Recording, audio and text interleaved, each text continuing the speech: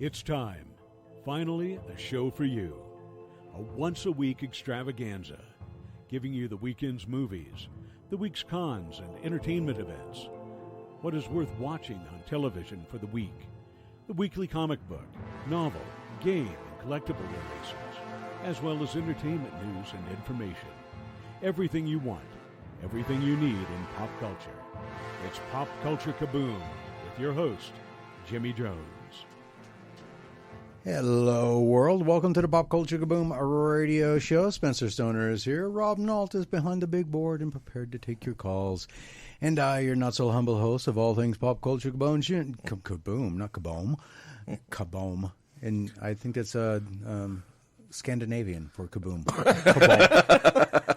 Jimmy Jones, well, I'm here to run my mouth. Tonight we will give you everything you want, everything you need from pop culture entertainment with the latest news and information from the past week and some sneak peeks at releases coming out for the next week. We'll also have our review. At least Spencer and I will. We'll have our review of Godzilla -1. Spoilerful. Very spoilerful. If you haven't seen it yet, too bad. But yeah, we saw it. It was fun. I actually enjoyed it. I gave it a good, and yeah, I'm sticking with it. I'm going to stay with a good because I really enjoyed it. And we'll get into that later on. Yeah, so there's a spoiler for a spoiler-filled review later. Yeah, so there's your first spoiler. Me and Eric have already been in conversation. Eric from Whittier, call it California. He's talking about Castlevania right now. He's been watching the anime on Netflix. He saw the first Castlevania, which I did. Yeah. He hasn't seen Nocturnal yet. Yeah, Nocturne, I'm only about through the first half of that one. It's not grabbing me as much as the first one did. Yeah, the first one was good. Well, that was based off of one of my favorite games in the series, too, Castlevania 3 from the original in the NES. Yeah. Yeah, and I loved that game, and they did a pretty good job of it, except, they completely ignored one of the characters that are in the game. I just wish they would have given Dracula some antidepressants for that because, man, he was. Did you watch Castlevania? No, I have not seen that show yet. He was just rather depressing through the whole thing. No, he really was. It was just like, come on. He was very scary at first, but after that, he was just, come on. That's the whole goth thing. No, it was beyond goth, man. This was like he would have been on suicide watch if he could commit suicide. He went from being scary goth to, dude, you need some lithium. Some serious manic depression there. I'm surprised they didn't chain him to a wall to keep him from walking out in the sunlight. That's how bad it was. But anyway. Wow. Even Eric's like, yeah, he was. Yeah, but it's all Angel. But Trevor Alucard and Sypha were all very awesome. They were, and the chemistry between the two characters was really good. So I enjoyed that. Even my wife enjoyed it. She watched it too. Oh, really? Yeah, I made her watch it. I still haven't been able to get my wife to watch it yet. Absolutely no idea what was going on. Yeah. She never played the game or anything, but she enjoyed it. So yeah, we'll be doing that. So the Pop Culture Kaboom radio show is also your place on the radio dial, like Eric's doing, to talk about your favorite fandoms, and whether it be video games or television, comic books, movies, regular books, novels, toys, and collectibles. Yeah, anything that you want to talk about that is pop culture related. Tonight we'll be joined by Quizmaster Scott of Sporkle Pop Pub Quiz with Scott for our weekly Sporkle Pub Quiz question. You can claim yourself a prize just by calling in and playing. Tony Sanfilippo, Filippo's Horrible Reviews, will be joining us to go over the coming movies releases. And our special guest this week is the founder and creator of Immortal Studios, Mr. Peter Payhuan Shaiao. Immortal Studios is seeking to turn the page on superheroes with their powered interconnected story verse of martial arts. You know why I didn't have much story prep this week? Because I've been too busy trying to pronounce all of that. Interconnected story verse of martial arts fantasy comic books, and we'll be talking with Mr. Peter Payhuan Shaiao about Immortal Studios and their latest Kickstarter for not one but all 4 of their ongoing comic book series.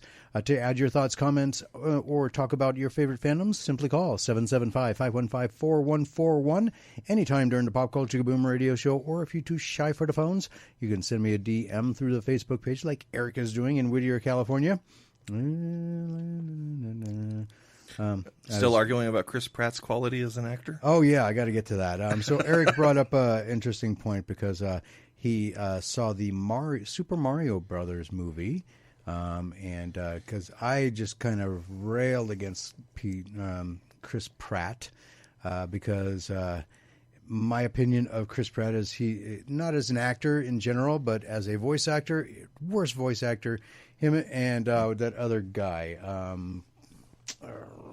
Patton Oswalt. Yes. Worst voice actors on the planet. Yeah, well, Patton Oswalt, he's basically just got one voice. Yes. I mean, So does Chris Pratt. Yeah. So, worst voice actors on the planet. And Eric had a question. He says, I have a question. I've seen the Mario movie. Chris Pratt is not that bad in it. I have not seen the Mario movie, mainly because Chris Pratt's in it. Well, not because Chris Pratt in general is in it, but he is just one of the worst voice actors, and I don't want my childhood memories ruined. Yeah, So, actually, It was actually a good movie, but okay. Yeah, it actually wasn't bad. But my big complaint actually was Seth Rogen, and even he wasn't. Even he didn't annoy me too much because he only did his stupid laugh once. Okay. So I said I'd bring this up. And he says that Mario, he thought that Mario was good. And I said, okay. I did like that they had the theme to the old Super Mario Brothers Super Show in as their commercial for the plumbing company. Really? Yeah, that was pretty See, cool. I saw that trailer, and that trailer wasn't that bad. I said, my biggest thing was, of course, that, Chris Pratt is just the worst voice actor. And then I pointed him out to watch the Garfield trailer. So have you guys seen the Garfield? I have not seen it. I just became aware of its existence like a week ago. Okay, yeah. It's just Chris Pratt. The sad thing about it is that Bill Murray's in it. Really? Yes. And he's not voicing I Garfield? know. That's exactly what I said. Bill Murray likes money. Wow. Okay. Oof. That's Well, just well, painful That's why I to said, I was like, know. oh, what? No. That hurts to know. Yeah. It really does. I know, right? Oh, okay. So anyway, so Eric, let me know if you watched that Garfield trailer. I really want to know what your opinion is after that. It's not that, like I said, it's not that Chris Pratt is a bad actor. He's just not a good voice actor. In my opinion. He's not my favorite Chris.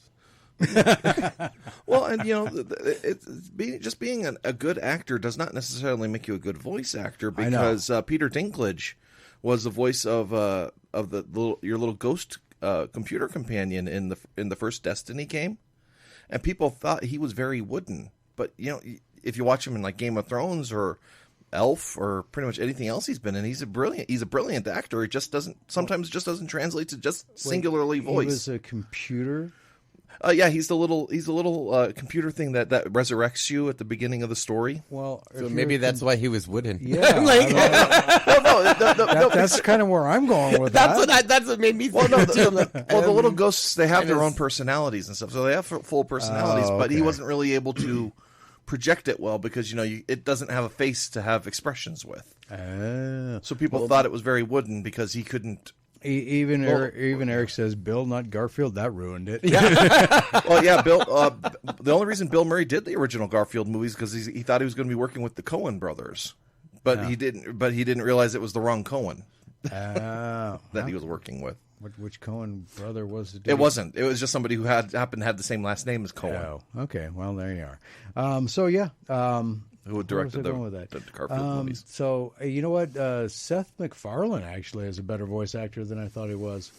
Oh, yeah. He's like he half does a a dozen lot. people at least on. He has a lot. He can I know. sing in the other voices, know, which that's to me is amazing. It is. That tripped me out when I found that out. I'm like, wow. Yeah, listening to him sing Cyndi Lauper songs as Peter Griffin is funny. You see your true colors shining through. Okay, let him sing them. Yeah, that's it. Yeah. Just kidding. All right. That's why I love ya. No. No. You're ruining Peter Griffin and Cyndi Lauper for Rob now. Good. I have a special place for Cyndi Lauper because you guys know like her video Girls Just Want to Have Fun. Yeah. Captain Lou Albano. Oh, yeah, I Yeah. love Captain Lou. He actually used to Albano, live down the street from my grandma. Oh, really? Yeah, and so we used to see him all the time. And so it was like, oh my God! So did he always have those rubber bands in his beard? Yeah, those were part of his shtick as Captain Lou. Well, I know They that was also- part of his yeah. stick, Yeah. but at home, did he have them? Oh yeah, Well, he was just as crazy. Until he shaved to be Mario in the live-action portions of the Super Mario Brothers Super Show. Wow. Okay.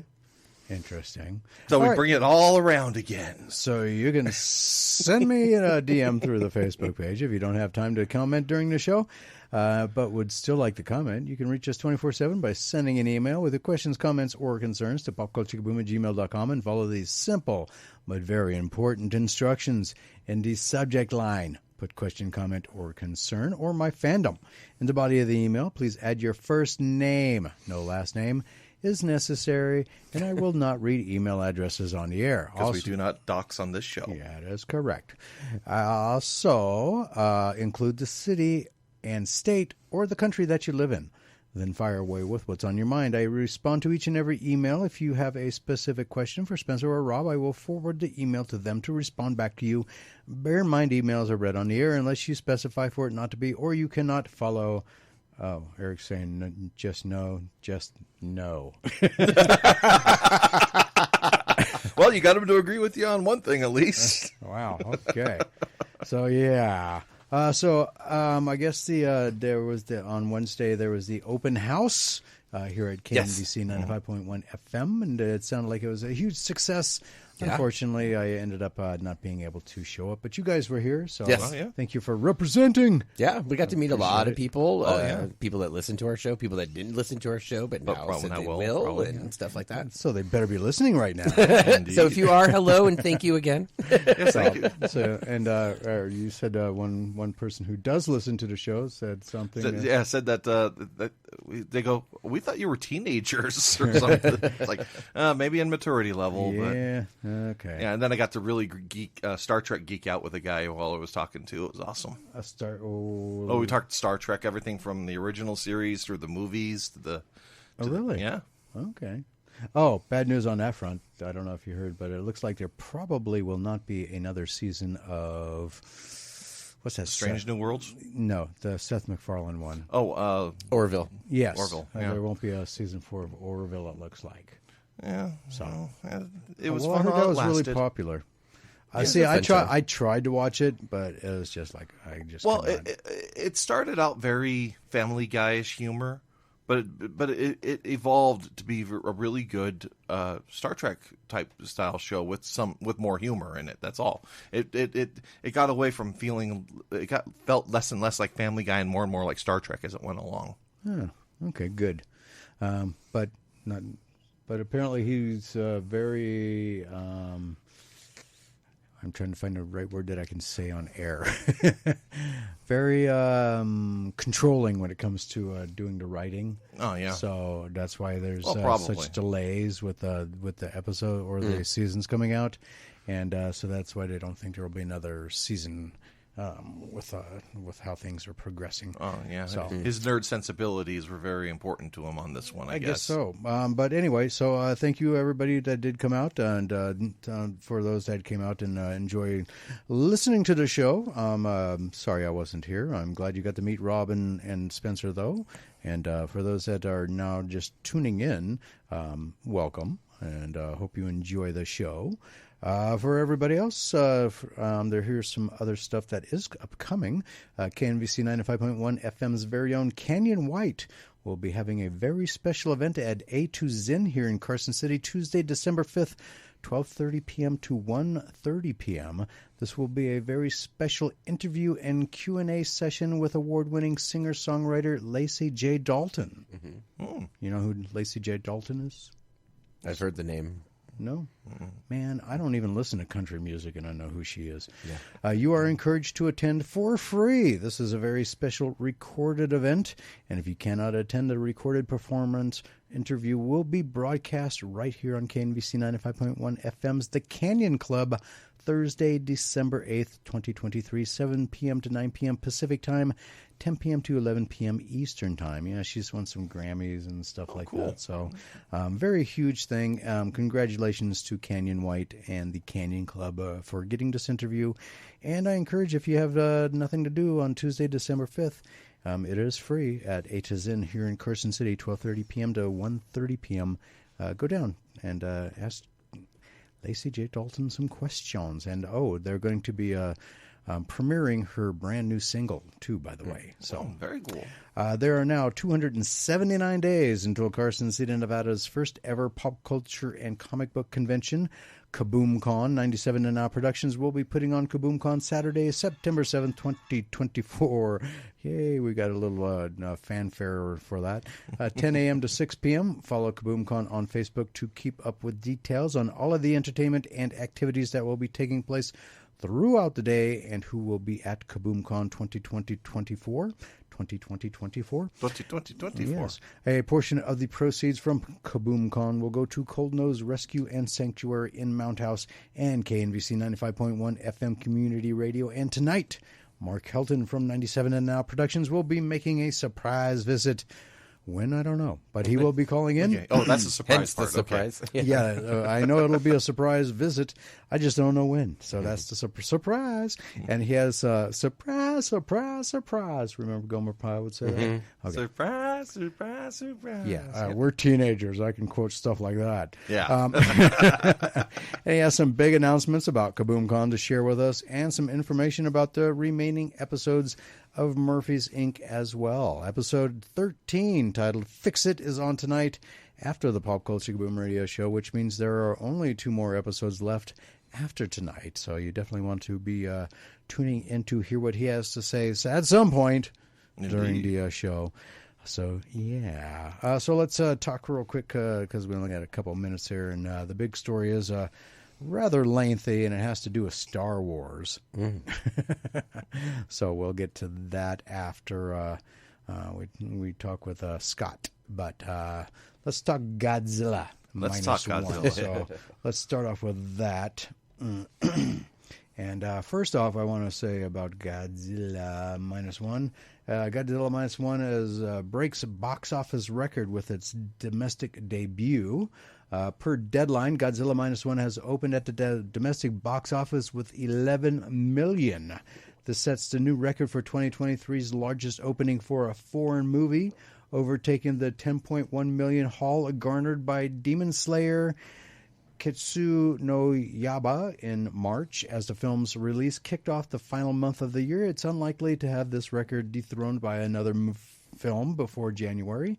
This also follows Godzilla -1's record-breaking records with its initial release in Japan, grossing $1.04 billion or $7.8 million in U.S. dollars during its first 3 days. 1.2 million of that was from 49 IMAX theaters, which is the largest opening for a Japanese live-action film in this format. Wowzers. So let's talk a little bit. So spoilers, if you don't want to hear this, tune out for the next 2 minutes. Just tune it down or just hum some Christmas carols or something. So Spencer, what were your thoughts on Godzilla -1? Well, Godzilla looked awesome. I mean, it's interesting how he looks different between the Kong versus Godzilla versus the Toho Godzilla. It's interesting how he's a lot more bottom heavy in the Japanese ones. Always. yeah, and it's just really cool, and I like how they did it in this time. They didn't make him look pretty as a Godzilla. He looked ugly. He looked barnacled.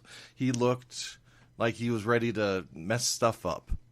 Okay. And that's what I want on my Godzillas. All right. And the film itself? The film itself actually wasn't bad at all. I mean, Godzilla was in enough of it to keep me happy, and even the plucky human storyline wasn't terrible. No, the storyline was actually really good. I mean, considering it was post-World War II Japan, the filmmaker, he could have gone out of his way to make it the blame and shame game, but he didn't. He focused it around the actual people, not the blaming governments for the war and blah blah. War bad, people bad. And he didn't do any of that. Yeah, that was one thing I liked. It wasn't a government solution that finally stopped Godzilla at the end. It was the people getting together to do it on their own. No, not even Godzilla the boxer version, Eric. It was he was a heavyweight, but man, he was thick in the thigh. It was thick thigh Godzilla back. Yeah, and his atomic breath was mean in this one. Wow, was it ever mean? But we'll get back with more of that when we come back. But right now we got to take a hard break. When we get back, it'll be Sporkle Pub Quiz time with Scott. So don't go anywhere. We'll be back with more Pop Culture Kaboom Radio Show. And we'll finish up with our little review of Godzilla -1 when we get back. So don't go anywhere.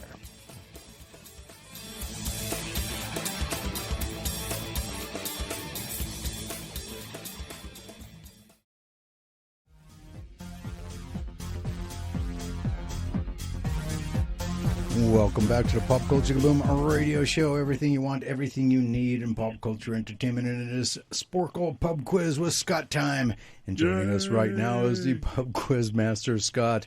And how are you? I got to say one thing real quick. Eric, if any movie ever uses the Matthew Broderick Godzilla as a reference for any film, then I would totally rail on that movie for using very poor judgment.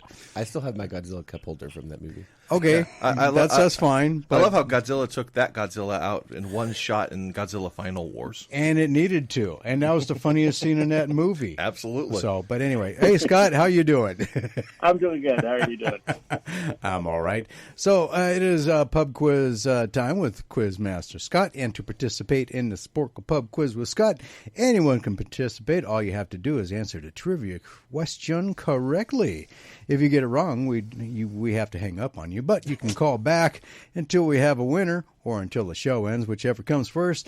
What will you win? Well, we have you will have your choice of a gift certificate from Dreamwell Comics or a pair of movie passes to Galaxy Theaters to see Aquaman 2: The Lost Kingdom on Thursday, December 21st. Woo! Yay! Both of those businesses are here in Carson City, so you have to live in Carson City or the surrounding area. And no, I will not fly you out. And with only 21 days until Christmas, either prize would make a great Christmas gift. Indeed. So, with that being said, all right, Scott, what is the question of this week? This week's question is, which actor narrated the voice of an older Ted Mosby on the sitcom How I Met Your Mother? Okay. And your choices are A, Josh Radnor, B, Ed O'Neill, C, Fred Savage, D, Bob Saget, or E, Jason Segel. Okay, I got to be perfectly honest. I have never seen How I Met Your Mother. You didn't miss much. It wasn't all Okay. bad. How long was that on? Too long. That was 9 seasons. Yeah, I was gonna say, 9 almost. seasons? Holy Yeah, it Way should have too ended 2 long. years early because the very last episode that basically reset everybody like 2 years. What? It Makes no sense. makes no. Yeah, don't bother. If it took him 9 years to meet his mom, like how many years were they actually married? Like, I mean, seriously. Well, apparently about 10 minutes according to the show's timeline. Oh, we got a caller. Oh, wow, that was quick. Okay, can you hold on a second? Actually, go to the top. Hello, caller, you're on the air. Did you want to try and answer that trivia question? I do. Okay, who is this and where are you calling from? This is Thomas at Dreamwell, actually. Oh, Thomas Nice. at Dreamwell. All right. Okay, so the question is, which actor narrated the voice of the older Ted Mosby on the sitcom How I Met Your Mother? A, Josh Radnor, B, Ed O'Neill, C, Fred Savage, D, Bob Saget, or E, Jason Segel? D, Bob Saget. Wow, and you win. Woo-woo! What would you like? Would you like a gift certificate for Dreamwell Comics since you're already there? Or would you like to see Aquaman, The Lost Kingdom? Actually, I'd like to see Aquaman. I'm going to take Robert with me. Oh, well, Nice. hey, okay. A twofer. All right, then you will be going to see Aquaman. Congratulations. Awesome. Congratulations. And since you're there at Dreamworld Comics, leave your information with Robert, and I will make sure. Actually, I'll be getting those tickets to Robert, so that just meet him on. He'll let you know what time to be at the theater. Awesome. Sweet. All right. Well, congratulations, sir, and thank you for listening. Thanks, guys. Have a good night. You too. All right, Scott. That was quick and fun. Right? Yeah, I'd say that's probably a record. That's probably the quickest the question has been answered so far. Yes. Well, and again, because I asked Rob and Spencer before. Hey, you know what? I'm going to not ask you guys beforehand anymore. I'm going to have you guess along, and then I'll off air let you know if you're right or not. But again, Spencer guessed right. So far, Spencer is undefeated. Yeah. Yeah, but Rob did get it right this week as Rob well. got it as well. So, but so far, Spencer has not, and you would have gotten it wrong there, Eric. He guessed B. Ed O'Neill. Oh. Yeah, great Al Bundy, but not Ted Mosby. But Scott, since I got you on the phone, I know you're a huge Godzilla fan. You're the number one person in America as far as Godzilla is concerned. What was your thoughts on Godzilla -1? I enjoyed it. It's now one of my top three. I would have to say. Three. Yeah, Wow. what are the other two, out of curiosity? The first one will always be the original. That one will always hold a special place in my heart. The Japanese or the Raymond Burr version? No, the 1954 Japanese version, not the Raymond Burr version. And then Godzilla versus Destroyer is my second. Okay, I could not understand what you just said. Godzilla versus Destroyer. Yeah. All I heard was Godzilla Destroyer. I was like, I didn't know if you just got electrocuted or what happened to you. So He just saw Destroyer. Exactly. Yeah, those are Okay. good So, ones. but yeah, it was a great movie. I enjoyed it. I loved the little nods to different Godzilla movies. The first being, of course, Godzilla versus King Ghidorah. And then there's some Shin Godzilla in there, but not a lot. There wasn't a lot of Shin Godzilla. Actually, my brother and I loved that when Godzilla was walking around on land, his tail was doing the S shape like it was still being hung by a wire. So, yeah, that's true. even though he's completely CG'd out, so we thought that was pretty awesome.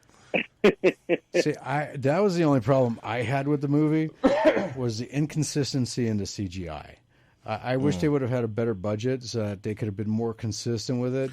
Well, it was as consistent as Marvel. All the good CGI that they showed were in the trailers. If they would have showed, all the CGI throughout the movie would have been consistent, I would have enjoyed this a lot better. And I actually saw it with Scott. I didn't discuss it really with him because you know how I am when I go to see a movie. I don't discuss it then because I save it for the show. Yeah, and you kind of like almost disappear pretty much right after the credits are done. I mean, yeah, Phantom.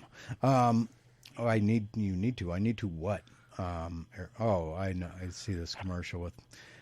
He's talking about there's a Jason Momoa versus Henry Cavill Muscle Flex commercial. I don't know. I haven't seen it. Me neither. I saw one with Chris Hemsworth and Momoa. Oh, okay. We were talking about it right before we went to commercial break, and I liked how they told a story, and it was a very interpersonal story with the characters. So I liked how they actually told a really decent human story this time around. Yeah, that interweaved with the Godzilla and not just kind of was separated from the Godzilla story. Yeah. The interconnectivity is pretty novel for a Godzilla movie. Yeah, but they didn't really go into explaining much about the guy. He just showed up on this island one day. Oh, the natives call him Godzilla. Well, why? And where the hell did he come from? Nobody actually gave an explanation or nothing. They just that was kind of his origin right there. He just shows up out of the but it was kind of bottom cool of the ocean. It was kind of cool to see Godzilla about T-Rex size and then full Godzilla size. Well, after the atomic bomb. After the atomic bomb, yes. But they did tie in the whole atomic bomb thing there. Yeah. They did tie in that his atomic breath every time he did use it messed him up. Oh yeah, his spines got bigger and bigger every time. No, actually, when it came out of his mouth, Oh, his yeah, whole yeah, head he's all- and everything was all flamed yeah. on. And then when they blew up the mine in his mouth, like the Jaws scene with the oxygen tank or the the oxygen tank and Yeah. in his mouth, they gave him a Deadpool level healing factor because it's like his eyeball and everything like instantly healed. It's like, okay, he's Deadpool now. And then I made a reference to Scott at the end of the when we were walking out of the theater that only older people would understand. It's like because I was like making these jokes. You know how I am. I was making these jokes. It's like at the end of the movie when the plane flew into Godzilla's mouth and blew his head off, and all of a sudden he started falling apart, and there's the Pink Floyd laser light show with the beams coming out of him. Yeah. I'm like, and he saw it falling apart. I'm like, what, did he hold up Medusa's head? So, like the Kraken. Oh yeah, from, the Kraken from Clash of the Titans. Yeah. Nobody would have gotten that, except old people. Yeah. So, and but so it was like that, and that I really did not understand. I mean, it's like, okay, and that, and the fact that if he was like above a trench that was 1,500 meters high, how was he waist level in water? I don't get that. Oh, yeah, they threw a mild amount of BS at that for talking about equivalent buoyancy. No. Okay. If he's swimming around, he is not standing waist high in water. I wholeheartedly agree, but still, when the boats were coming, that's what I said when the boats were coming at him. Yeah. Too. It was like, okay, if the boats were when the boats were coming at him, like, okay, they're not sinking him 1,500 meters if he's standing there in the water. That's not happening. But he was just treading water. Well, no, he wasn't treading nothing. He was standing there. Our resident Godzilla expert. Did they show his feet under the water? Yes or no? Yeah. Our resident Godzilla expert. What's your take on this? Did you see how big his I'm feet just were? saying. I did see how big his feet were. Yes. Those were giant-sized feet. Maybe that helped him a little bit. But you know what? Birds come from dinosaurs. Godzilla's a dinosaur. Maybe dinosaurs float like ducks. Oh yeah, okay. So he was Duckzilla, calm on the surface. His legs are paddling like mad underneath. He is a tripod with the tail. So Okay. depending on where the water and all that, he could have a good float. Oh yeah. For all we know, his tail could be hollow. He could be floating on it like a boat. Yeah. Oh, okay. Eric's saying he's standing on a sandbar. Now I just He's standing on the ship he crashed earlier. Oh, he vaporized. No, he vaporized those ships. Oh yeah. They were Now all I'm vaporized. seeing is his atomic breath with a giant quack. I've seen Godzilla fly, and I've seen him do jump kicks where he just slid like about 2 miles across the ground. So, Oh yeah, I love that wheelie kick. Yeah. him floating in the water is not something that breaks. Right. That's the least of your concerns. Oh, I just love in the old 70s movies where Godzilla would actually turn to the camera and just go in frustration. That's kind of what I'm doing right now. Okay, but anyway, I thought it was really good. They did a really good job, except for the logistics of the logic break and all of that. And at the end, when they showed the like I said earlier, the Deadpool level of healing factor that they gave him, because now my only question is, because there's about 1 billion Godzilla chunks. But they showed one, with a little heartbeat and starting to grow Yeah, again. well, we'll just Was say it it's just one, or is there like 1 million little Godzilla chunks now floating around becoming Godzillas? Well, only one was in a Ziploc bag, you see, because all the rest are too freezer burned to regenerate. Oh, Yeah. Okay. Well, because in the original Godzilla, they used an oxygen-destroying bomb. Okay, we're not talking about the original Godzilla. Well, I know. We're only talking about this one. Yeah, so in the updated version, they used Freon gas, that and the bubbles would actually force him down, 1,500 feet, and then they shot him back up with CO2 to basically do an explosive. No, with water decompression on him. wings. Yeah. They used water wings. Yeah, CO2 water wings. Yeah, yeah, and boy, they did a good job of showing that messed him up. Yeah, well, I mean, still. but Godzilla's tough. It didn't kill him. No. So, but then of course, like you said, he has Deadpool. He's now Godzilla pool. Yeah. He'll be wearing the costume next movie. Actually, do you think there will be another one? Oh, I'm sure. Oh yeah, I heard it's doing pretty well in the box office. I mean, it was only made for $15 million, and I think it's blown that. Yeah, it already made $11 million and domestically here in the U.S. Yeah, so, yeah. And what did I read about it? Yeah, and can you believe Godzilla's been around for 70 years now? Yeah, Wow. We were raised on it, so Yeah. We've Yeah, been watching Doctor Who's been Godzilla around all 60. our lives. So, literally. And Star Trek's been over for over 50. So yeah, I mean, So he's outdates even both of those. It's amazing. I mean, Godzilla's already made its budget and then some. So Indeed. So any predictions on the next Toho Godzilla movie? Will they stick with this formula with Godzilla, or will they make another Shin Godzilla, or what do you think? I really have no idea what they're going to do. I think they might do various Godzilla movies throughout the decades. Maybe they'll do one in the 60s Japan where Mothra shows up and Godzilla returns or something like that. But I think they're going to bring back the other monsters for him to fight in the next one. That's one thing about Toho. Continuity has never been a major concern of theirs, so they can just kind of go anywhere. Not really. That's true. All right. Do you think the next one they'll keep Godzilla as this kind of horrific monster like they did with this one, or are they going brought him back to his villainous roots, or are they going to be turning him back into a heroic creature? Oh, by the way, they released the Godzilla X Kong. With the red Godzilla. Was it red or pink? It looked pink to me. It looks pink to me. Yeah, it looked pink to me, and I was like, and then the old team up Godzilla and Kong with the weird kind of glove thing going on, like metal hand. Yeah, I didn't know what was going on with that, but and I'm like, okay, they just Toho's going back to its roots with Godzilla, and now the American version's turning him into the '70s goofy Godzilla. So, well, it makes sense. They are kind of going through. They're truncating it, but they did the Destroy All Monsters, and now they're doing crossovers.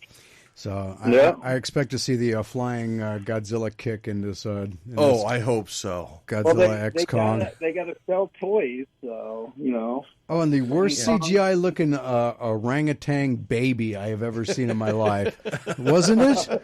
Oh man, that was a horrible looking CGI. Maybe if they like put it in Chicago or something, maybe they can use the Sears Tower like a turnbuckle. No, this thing was this was horrible. I mean, it was just horrible CGI. Anyway, thank you, Scott. Sporkle Pub Quiz with Scott. Tune in next week, and we'll have more stuff to give away. So, and another question for you. Hopefully, it won't be answered in 5 seconds. All right. All right. Thank you, Scott. A harder one. Well, it was hard for me. Apparently, not the rest of the world. But okay. We'll talk to you later. Everybody else, we'll be right back with more Pop Culture Kaboom Radio Show.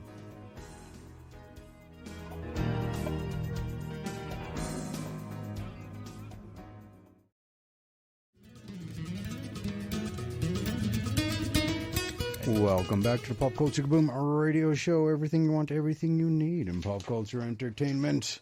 And the featured speaker at Monday's Democratic Luncheon will be Michelle Rector, Executive Director of Seniors in Service, a nonprofit that engages over 55 volunteers from Northern Nevada communities in its foster grandparent program, senior companion program, and respite voucher program. Seniors in Service is supported by AmeriCorps Seniors, the State of Nevada Aging and Disability Services Division, and donations from private individuals. The luncheon, which is open to the public, is scheduled for 1 p.m. on Monday, December 4th, and can be attended either in person at Black Bear Diner inside Max Casino or online via Zoom. For Zoom links, contact Rich Dunn at richdunn@aol.com. And the big story this week, this is an article by Joshua M. Patton. I tried to edit it down as much as I possibly could, but it kind of gives a big, gets into all of the nitty-gritty information that is probably necessary for the, to kind of wrap around all of the thoughts and everything for the big story of the week. And it kind of starts out like this. Even before Disney bought Lucasfilm in 2012, Star Wars fans had strong feelings about the person in charge of creative decisions for the studio. Thus, when news broke that Dave Filoni earned a promotion, fans expressed either concern or relief for the future of Star Wars. However, this is clearly good news for the entire galaxy far, far away.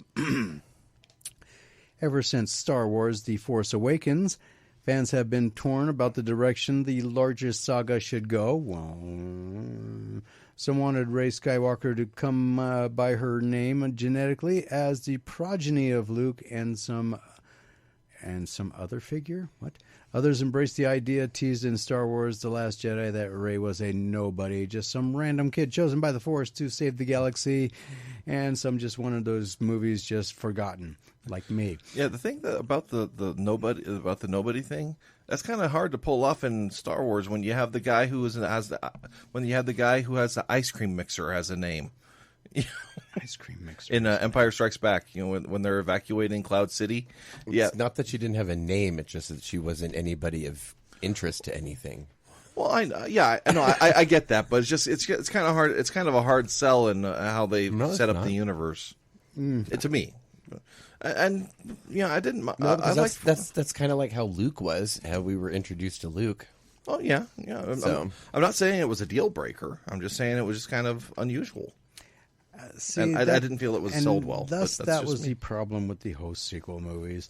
They used too much of the first three movies as a template to go forward instead of coming up with an original idea. Well, they took the original idea and threw George Lucas's original idea and threw it in the garbage. Well, or used it as toilet paper, and that's part of the problem.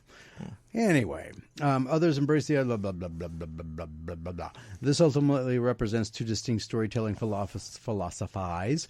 The first is that it's all connected, and that each character, it was kind of the smallest smallest galaxy in the universe. Oh yeah, it's like it was like that in the original extended universe too. It's like everybody and their dog knew Han Solo. Leia was the only woman in the galaxy. Yeah, she was like Smurfette. Yeah.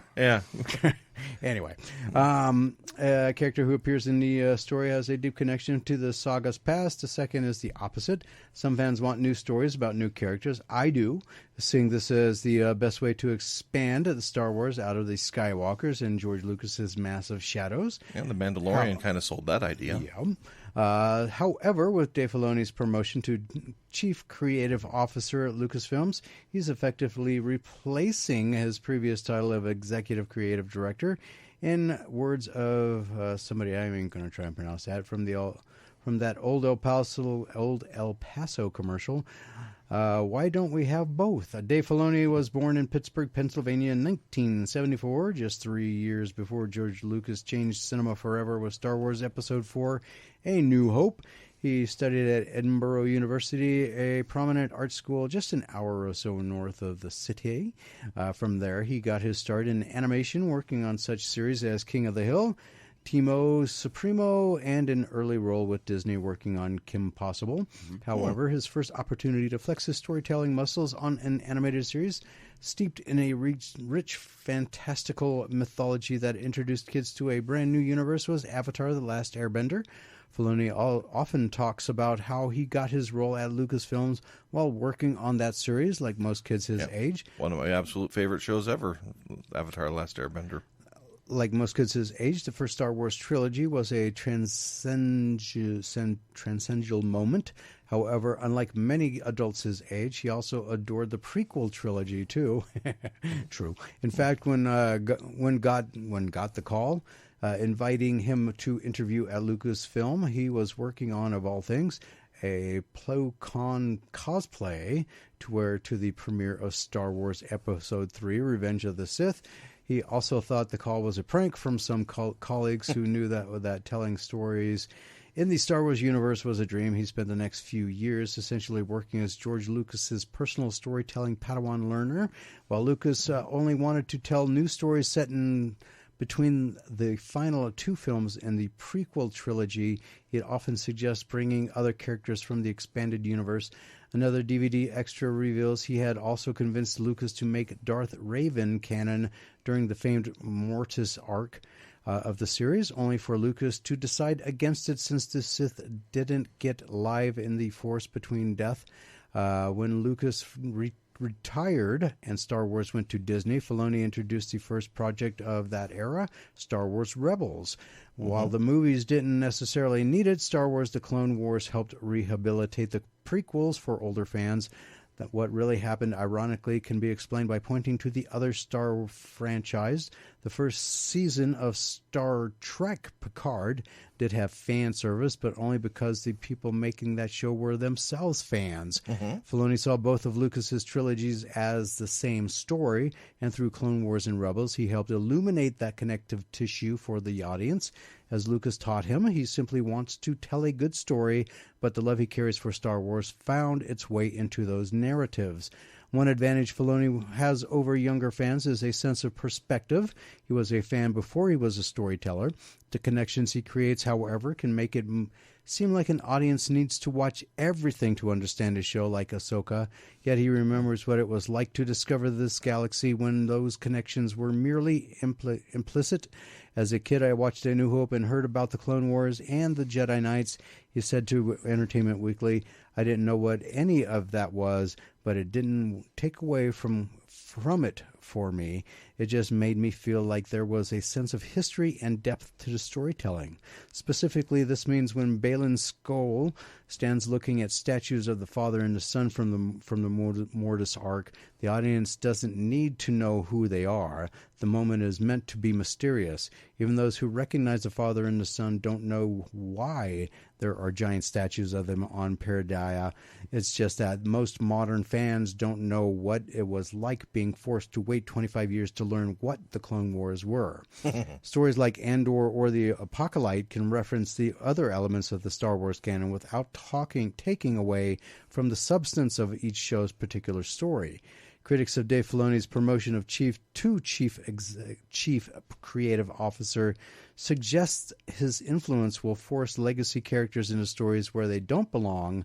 They see Ahsoka, Sabine, or Bo-Katan appearing in live-action stories as evidence he's too beholden to the franchise's past to allow it to grow and evolve. However, his professional evolution from animation director to helming live-action series easily disproves this opinion. In the DVD extras on the Clone Wars, Filoni often talks about how George Lucas encouraged them to approach making that series as if it was live-action. Whether directing episodes of The Mandalorian or executive producing Ahsoka, it only makes sense that Filoni would focus on characters with whom he was comfortable in stories he's likely been thinking about for years. The stories currently unfolding in Star Wars Disney Plus series are their own thing, but they also help further connect the disparate trilogy eras.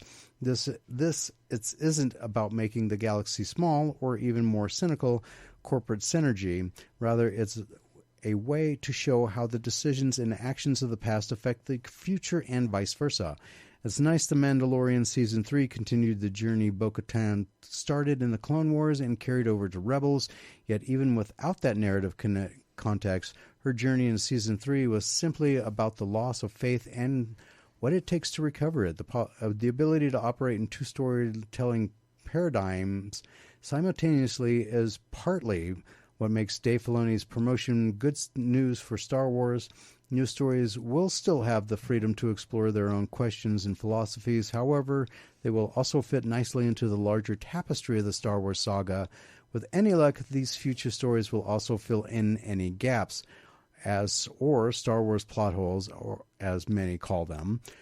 With the sequel trilogy, Andor was such a sensation for fans because it was so different from the Star Wars that came before, yet it's also full of the kind of storytelling that critics suggest is uniquely Filoni's style. Cassian Andor, Saw Gerrera, and Mon Mothma are all legacy characters who originated as small figures in a larger story. Their struggle to start the rebellion in earnest is directly tied to the larger saga in massive ways. Andor is proof their approach can result in something that feels distinct from the rest of the saga while still fitting nicely into the larger story. However, Dave Filoni's promotion to Chief Executive Officer at Lucasfilms will affect the future is an unknown. However, it is unquestionable good news for Star Wars fans across the spectrum. When Filoni was growing up, there were just 6 hours of Star Wars for everyone. Under his leadership, everyone will have at least 6 hours of Star Wars that feels like it was made just for them. And that's the article. Thoughts? Well, that's one thing I do like about having this new era of Star Wars is that they have stories that are fitting to everybody's different tastes. Like I prefer like the Jedi stuff. Like I really liked Rebels from the Jaren and with the Jaren storyline and Ezra, and then I really liked Ahsoka because it was focusing on the Jedi side of things. But then you had the Mandalorian, which basically went so far away from Jedi stuff and was kind of in the bounty hunter side of the universe, and so you can have all these different types of stories in this one type of universe. So it's very, very interesting that you can find something to your taste, no matter what it is. Rob? Well, first off, I was concerned by the people who said they were concerned that Dave Filoni got this position. Like, seriously? Like, this was like the best news ever. Yeah, considering he literally trained under George Lucas for this. Yeah. Like I've been waiting for like an announcement that Dave Filoni. I was actually hoping he was taking over Kathleen Kennedy's spot. Yeah, I was hoping but that too. That's okay. Like when I read another article where he actually said that his role, because his role kind of seemed like the same. Like if you like look at it, it's like almost the same exact role, but he's now involved before instead of after the developmental ideas. So that's actually like fantastic because that means that there's going to be more tie-in. There's going to be less plot holes. Like there's going to, he's going to have full control of that unit. Like in all honesty, like they'd be stupid if they don't give him full control, even like, and just make Kathleen Kennedy a figurehead. Well, like no, they should just make her go away because as long as she and I don't think she's gonna go away. Eric actually asked Eric in Whittier, California, asked, "Is Mara Jade in a new movie?" No. Eric, she won't be, and here's why: because Kathleen Kennedy has already put her foot down a long time ago that if it's not in a movie or in a TV show, it is not canon anymore. No, but Dave Filoni is actually changing that, and he's trying to. He has changed that. Like he's brought so many things that have been non-canon back into canon. So that's like the thing, but I don't think that they will. I think there's too many people that want to see it that I don't think it's going to be done right. Like, and I don't think that. Well, I think they've already screwed things up too much to make it right. That's why you know what I mean. Like, I don't. Yeah, I don't. I just don't. I see, like, yes, there is, but I see it more being a introduction to her character than actually having her character. I think that would be a better, like, play because we kind of all know about Mara Jade, but, like, I think they would screw it up too much. Well, and that's and kind so of if they the just problems. introduce her, it's like, oh, yes, she's in the universe, like, you know what I mean? Like, you have that feeling, Well, and that's one of the big problems with this era is that there didn't really seem to be a big if not a plan, there wasn't a singular vision. And that's one thing. Love it or hate it, George Lucas had a vision of how Star Wars worked. And you had that consistency throughout, the original trilogy and the prequel trilogy. With the sequel trilogy, you had people going, "Oh, well, that didn't work. Let's completely retool it in the middle of a trilogy." So, well, I think part of the problem with the sequels.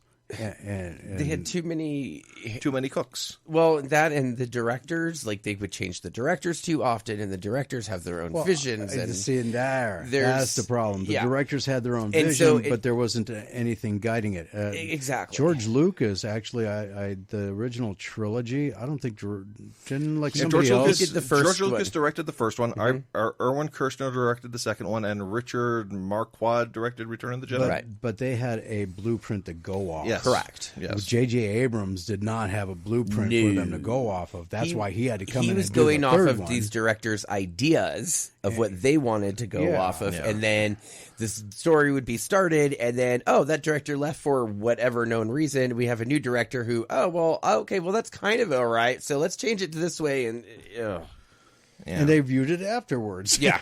It's like, you already shut the movie and it's garbage, so but we're going to stick with it. And yeah. So that's where I had the problem with it. So, yeah.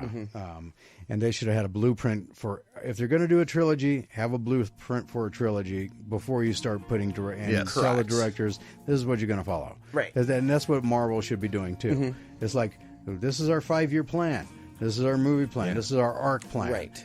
You can do what you want with the character, but you better be following this arc. Right. Yeah, and now they're doing throwing the spaghetti at the wall and seeing what sticks. Think of the Harry Potter movies. There was 9 Harry Potter movies, and they followed a plan. Yeah, exactly. Well, we got to go. If you missed any part of the show, you can go and check out the Pop Culture Kaboom podcast on your favorite podcast platform, brought to you by 97 and Now Productions. And we'll be back with more Pop Culture Kaboom radio show right after this, so don't go anywhere.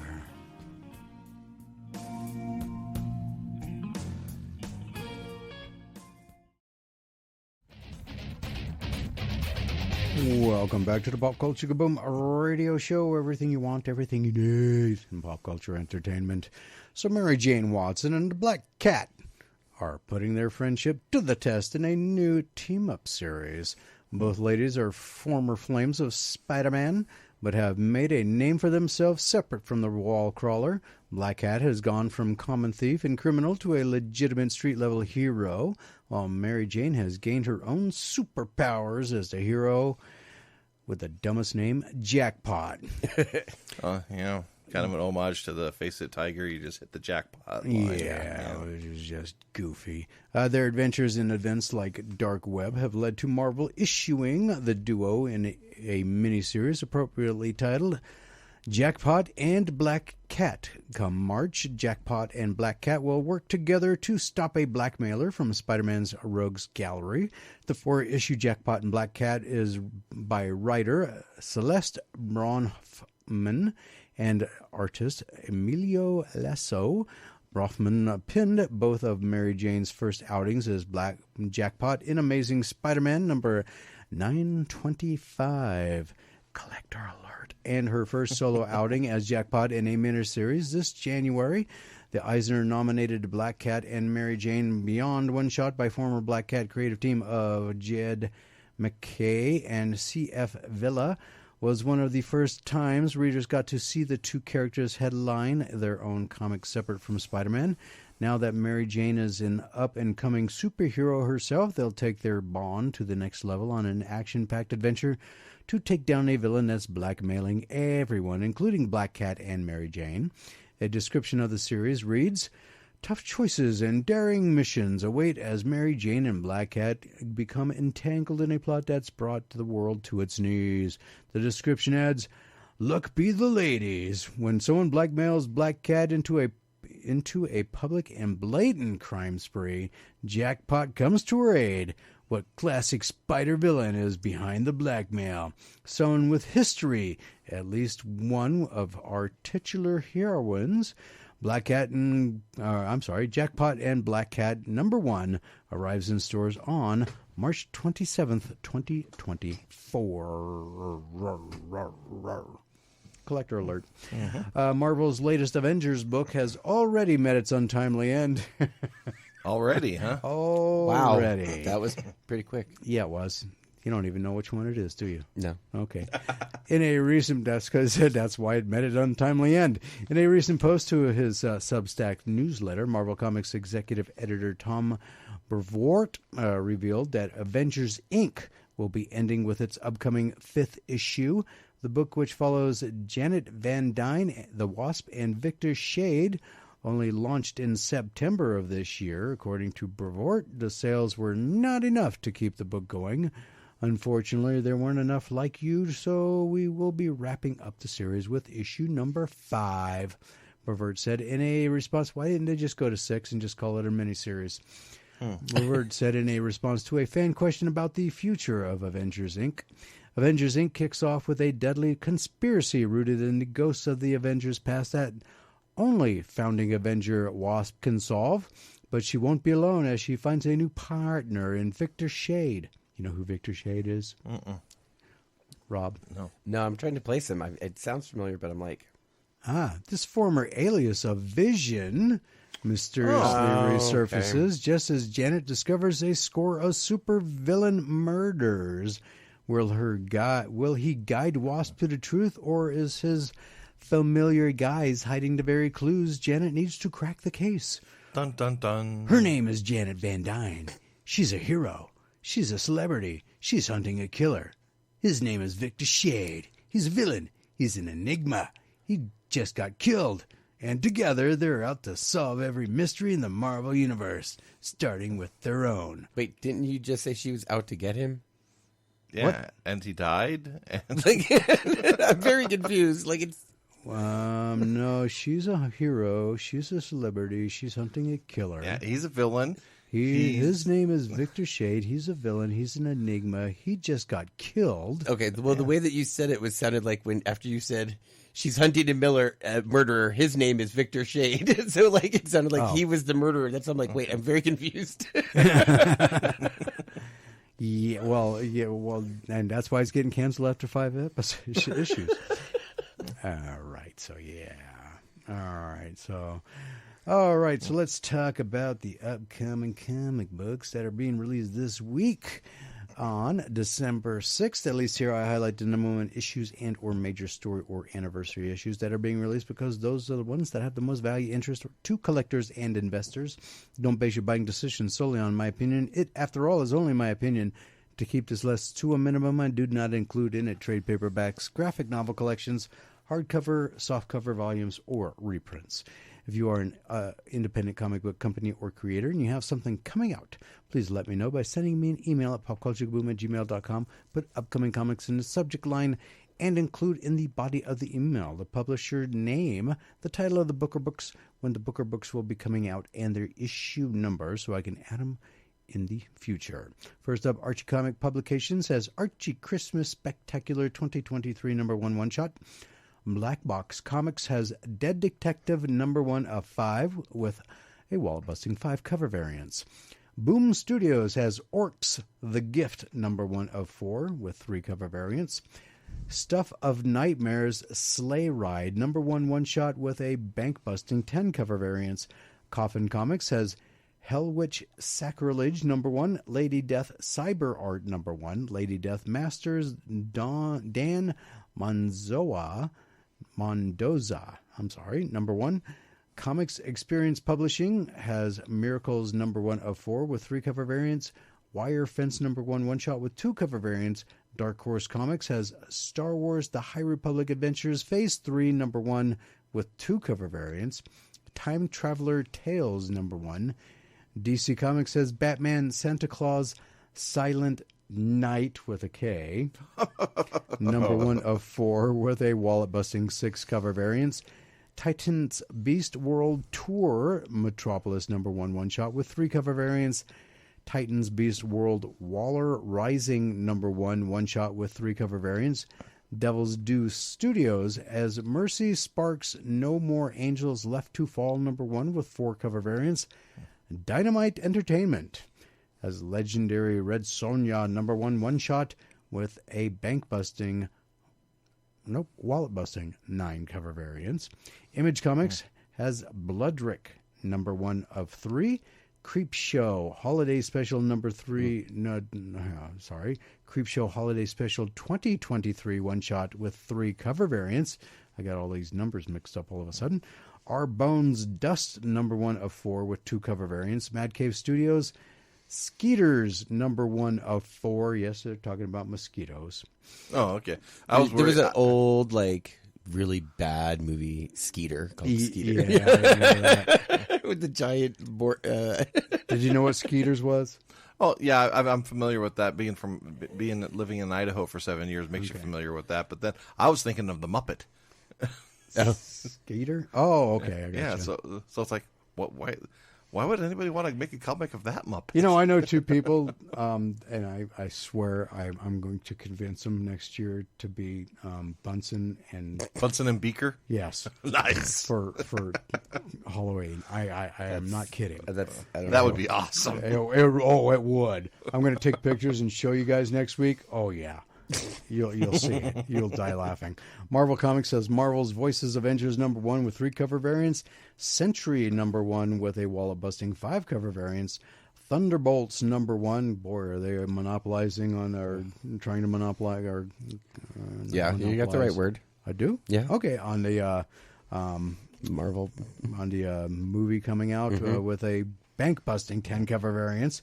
10 cover variants. Who do they think they are? Dynamite? Yeah, I know, right? Oni Press has Invasive #1 of 4 with a wall-busting 7 cover variants, and Scout Comics has Night of the Cadillacs #1. Night of the Cadillacs. And it's a Scout Legacy edition. Yeah. Have you ever wanted to recreate your own Home Alone 2 Lost in New York adventure? No. Me neither. Thanks to the Plaza Hotel, though, you can, if you're so inclined. The iconic Midtown Hotel used in the film is offering a new Home Alone 2 Fun in New York package. You can step over the homeless people and everything. Yeah, if Tim Curry was involved, I would be interested. But Yeah. The package will allow hotel guests to experience New York City through the eyes of Macaulay Culkin's character, Kevin McAllister. Am I saying that right, McAllister? Yeah, McAllister, yeah. I can honestly say I've yet to see a single Home Alone movie. You haven't even seen the first one? I have never seen The first one was worth it. After that... Okay. All I know is Joe Pesci's in it. Yes. That's all I know. That's all you really need to know. This includes a 4-hour private limousine ride that passes several filming locations from the film. You just drive past them. Guests will see, and there you go. Yep. The guests will see the Empire State Building, Rockefeller Center, Central Park, Carnegie Hall, and the Radio City Music Hall. Again, just from the car. I mean, they won't let you just in. from the limo. Maybe. They can even enjoy a large cheese New York style pizza during the ride, as the pizza is included. Guests will also get a Home Alone inspired over the top ice cream sundae delivered to their room. The sundae includes 16 scoops of ice cream. Holy moly. Cherries, M&M's, brownie bites, chocolate, caramel, and raspberry sauce. I'm just going to tell them straight up I'm allergic to cherries and raspberry sauce. The best part, I'm not, but I'm just going to tell them that so I don't have it on there. The best part about raspberry. Who puts raspberry sauce though? Exactly. That's why I'm allergic to it. But the best part about this package is that it is not Christmas exclusive. The Plaza Hotel is offering it year round. The package is subject to availability. Well, if it's offered year round, how's it subject to availability? Because it's probably one per weekend or something. Pooey. And is required to be booked 3 days prior to check-in. Oh, there you go. Rates will vary. Make sure they get enough raspberry sauce. That's why. Oh, well, see, I will show up if you don't have raspberry sauce. But how many people is it for? Because 16 scoops of ice cream, that's a lot of ice cream. Yes, it is. Unless this is like little mini baby scoops, Baskin Robbins size. Where was I? Rates will vary based on room type. Also to note, the New York City limousine tour is not a guided tour, and the limo color will vary. The Home Alone 2 Fun in New York package is not applicable to group bookings and cannot be combined with other offers. So it is like a single person one. Yeah. Oof. Maybe up to 2 people, and for 2 people, 16 scoops is still a lot of ice cream. Dang. And then on top of cheese pizza? Oof. Yeah, New York style. I love New York style pizza. Oh, yeah, though. you can't beat New York style pizza, but last time we went, I actually brought some home on the plane. I brought a whole entire cheese pizza home on the plane because my coworkers were like, "I don't get it." I'm like, "Okay, I'll bring one home." I brought one home and they were like, "Oh my god!" And I was like, "Yep." Yeah, one of my favorite places up in Reno, and unfortunately it's gone right now. Is New York pizza. Yep. Yeah, I guess I have to try it sometime. So here are the cons and events I was able to find going on worldwide the week of December 4th through December 10th. I cannot stress enough that if you do not go to these events, they will stop happening or will not return to your area. So if you're thinking, I'll go next week, next month, next year, they may not happen near you ever again, period. If one or more of these are near you, go check them out. And if they are not, check your local game, hobby, and comic book shops for great events going on in your area. If you have or know of a common or pop culture event coming up in your area, I can add to this list. Please contact me at popculturekaboom@gmail.com. Put upcoming event in the subject line, and in the body of the email, include the name of the event, the day or dates it will be running, and where it will be taking place, so I can add it to my upcoming list. And so that I don't conjure some demon this close to Christmas, Spencer's going to be taking the first one. Okay. December 6th through 10th is Fruszolajki 2023 in the Hotel Conrad in Krakow, Poland. Thank you, Spencer. December 8th through the 10th is Anime Frontier 2023 at the Fort Worth Convention Center in Fort Worth, Dallas, Texas. No, Fort Worth, Texas, not Dallas, Texas. December 8th through the 10th is Cosplay Expo 2023 at the Alexis Park All Suite Resort in Las Vegas, Nevada. December 8th through the 10th is Daku Con 2023 at the Crown Plaza Denver Airport Convention Center in Denver, Colorado. And it's going to be cold. December 8th through the 10th is Ecchi Expo San Antonio 2023 at the Embassy Suites by Hilton, San Marcos Hotel Conference Center, San Marcos, Texas. December 8th through the 10th is Permian Basin Comic-Con X Holiday Edition 2023 at the Midland County Horseshoe Arena in Midland, Texas. See a theme here? They're all in Texas. December, and the funny thing is that they're so far apart that you'd never be able to get to both of them in the same weekend. December 8th through the 10th is Steel City Con 2023 at the Monroeville Convention Center in Monroeville, Pennsylvania. Then December 8th through the 10th, you have the Tokyo Comic Con 2023 in the Makuhari Messe, Chiba, Japan. December 8th through the 10th is Yamacon. Sounds like an Adam Chandler song. 2023 at the Le Conte. Oh, boy, I should have given this one to you. Le Conte Center at Pigeon Forge in Pigeon Forge, Tennessee. Might as well keep going. And then Game Summit Winter 2023 will be on December 9th in Fairmont Baku Flame Towers in Baku, Azerbaijan. December 9th is the Koya's Collectibles Show 2023, Niagara Falls Convention Center, Niagara Falls, Ontario, Canada. December 9th is the Louisville Con 2023 at the Triple Crown Pavilion, Jeffersontown, Kentucky. December 9th is the Mid-South Toy Fest 2023 at the Great Hall and Convention Center in Germantown, Tennessee. December 9th, Ocean City Comic-Con 2023 at the Roland E. Powell Convention Center in Ocean City, Maryland.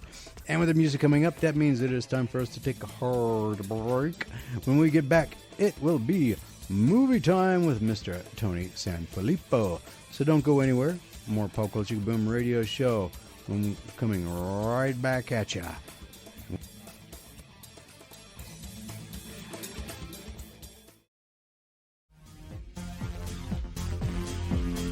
Welcome back to the Pop Culture Boom Radio Show. Everything you want, everything you need in pop culture entertainment. And the film powers that be release dozens of movies each week, some of which you will never hear about except for here, thankfully.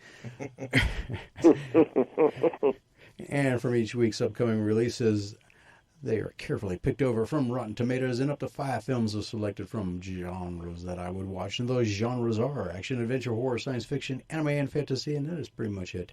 With that in mind, we sit through some of the most hideous trailers ever made, and we'll read you the synopsis of each film, then give you our not-so-humble opinions. Bear in mind, we're not professional movie critics. We're just overly opinionated blowhards, but Mr. Tony Sanfilippo, Filippo's Horrible Reviews is. You can catch all of Tony Sanfilippo's reviews of concerts, television shows, and movies at Filippo's Horrible Reviews. Speaking of horrible reviews, Mr. Sanfilippo, how are you? Oh, I'm doing good, buddy. I'm just battling a nasty cold this weekend. Oof, I'm sorry to hear that. Did you get a chance to see Godzilla? I did not. I've been sleeping a lot. Yeah, cold. Lots of rest, lots of fluids. Yeah, Godzilla, you would not have been sleeping through that one. That one actually was even with the human story, was interesting. Yeah, surprisingly over 2 hours long, but didn't feel 2 hours. No, I've read great things about it. I know it busted out with 11 million in the box office. It's getting great reviews. Yeah. I even saw the new Godzilla Kong trailer today. I did see that. Yeah, I was talking about that earlier. Was that the most hideous-looking orangutan baby you've ever seen. Man, the baby Kong, I could do without that. All right, so here on the Pop Culture Kaboom radio show, we utilize a carefully crafted and patented Pop Culture Kaboom movie rating system, which goes as follows. If it is worth seeing in a theater at full price, it is a good, not a great movie. That is to be determined by you if you choose to see it in a theater. If it is worth watching in a theater as a matinee or in your town's cheap theater, it is a so-so. If it seems worth seeing on a streaming service or as a rental or however you choose to watch the film while avoiding social interaction, it is a blah. And if it is deemed so awful you should wait for it to be on public television, it is considered a touch brown, since the FCC regulations say we can't use profanity. So here's what's coming out this week from December 4th through December 10th. And I'm going to throw the proverbial dart at the old dartboard here. And Lord of Misrule is the first movie. A priest begins a desperate search when her daughter goes missing during the local harvest festival. As she uncovers secrets from the town's dark past, she must decide how much she's willing to sacrifice to rescue the girl from the grip of evil. Evil! And the synopsis makes more sense than the trailer. Yeah. Would it have hurt to throw a little context into either? Was a priest from the town? It certainly didn't seem like she knew anyone that was just discovering that, hey, everyone here seems to be a pagan deity worshiper. And for all that confusion, I'm giving it a touch brown. What say you, Tony? Oh, Renaissance Festival goes bad as the daughter of priest disappears. Now the trailer does a slow build of suspense and jump scares. However, if you pay attention to the first shot, you kind of get the fact. Sorry, I'm having feedback on my end. I apologize, guys. Oh, no worries. We're not trying hearing not it to here. get distracted. I hear my awful voice right behind mine. Oof. Let me resituate. Yeah. If you pay attention to the first shot of the creepy nose guy, you figure out it's him. And then at the church, when she asks for prayers, the guy speaks out and says they're coming. And you know he's the mastermind behind the cult. They even show it at the end. The trailer at first looked like it was going to be something creepy, but as time went on, you kind of get the gist in the trailer. So I don't think you need to really go see it. You get what you need out of the trailer, so touch brown for me. Okay, Spencer, what say you? Well, I don't think I'm the only one who got Wicker Man vibes from this thing. Nope. And it could just be because I'm not any of a religion that has priests, but when did women start being able to be priests and have kids? Since Sinead O'Connor. Okay. Depends on which religion they are, because there's lots of different Christian ones where there's women priests. Yeah, and I'm not judging that. It's just it feels like, which is kind of funny if you think about it. Sinead O'Connor tears up a picture of the Pope and then becomes a priest. Yeah, but irony. Yeah, this felt but like before that, like there were actually priests in other religions before just the Catholic Church. True. Yeah, but this felt like, let's do the Wicker Man, but make it a woman protagonist this time, and it really has no interest to me on this one. I mean, the actors look like it could be interesting, and it has a good, spooky vibe to it. But again, it's very Wicker Man. If she had screamed, "Not the bees are in my eyes," I might have actually been more excited about seeing it. So, but at the way where I am right now with it, I'd have to give it a blah at best. Wow. Yeah. Okay. Wow. Rob? I mean, I might check it out, but I'm not going to go out of my way. Only on Netflix, huh? Okay. It's just your typical average, ritualistic sacrificial movie. Okay. It had like so many like tropes over and over again. It was like, okay, I've seen this one 1,000 times. Why are we redoing, like, let's steal the kid, let's sacrifice her, oh look, there's another deity, oh look, we're all part of some weird pagan cult. Yeah, we've seen it all many times, probably a lot better than this production, so I'm giving it a touch brown. Oh, okay. Wow. And it waits in the field for a touch brown. All right, Tony, what's next? Ask Charlie. Charlie Swift, a.k.a. Fast Charlie, is a fixer with a problem. The target he's whacked is missing his head, and he must prove that the intended target to the man who paid for the hit. New Orleans' most prominent and most ruthless mobster, Beggar McCardo.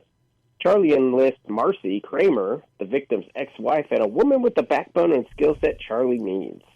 Dragging Marcy back into a past she was determined to escape sends the two of them on a wild and unpredictable odyssey that's unexpectedly amusing, action-propelled, and ultimately heartfelt. Okay. Along the way, Charlie and Marcy fight to protect the legacy of Charlie's best friend and mentor, Dan Mullen, while bringing down Beggar, his entire operation.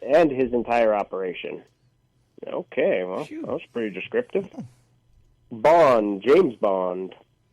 Okay, Pierce Brosnan is back as a GoldenEye hitman with a terrible Southern accent. I like the cast with Pierce Brosnan and Morena Baccarin, but this looks slow-paced. Bad guy chasing bad guy stuff, trying to redeem his already bad choices. Plus, that accent is a huge turnoff for me. So, touch Brown. Okay. It's terrible. You don't take a British Southern draw. It's terrible. And plus, he's sounding old, too. He's sounding real old. And he's definitely using just, what is that, hair just for men? Though he's definitely oh, man. It's a bad dye job. So is this supposed to be a comedy? Because I'm a little lost on what's supposed to be funny about it. And criminals being criminals, and honestly, I can't root for any of them, so touch Brown for me, too. Rob, what say you? Remington Steele meets Deadpool's wife. In probably probably like the most horrible like gangster movie everywhere. And then they had to throw in James Caan. Seriously? Like he's actually like a good mobster person, and then they like threw him in here. It's like, why? Because he's James Caan?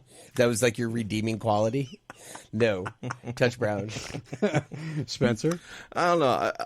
All of y'all are making fun of his terrible Southern accent, but I love Pierce Brosnan's terrible Southern accent. It's like he learned how to do a Southern accent, and he's just like, I'm going to use this in every production I can and get as much traction out of this as possible. He's been an actor too long to be that bad at an accent. Mm-hmm. Yeah, but I blame the dialect coach. but I really like Pierce Brosnan. I've liked him since the Remington Steele days.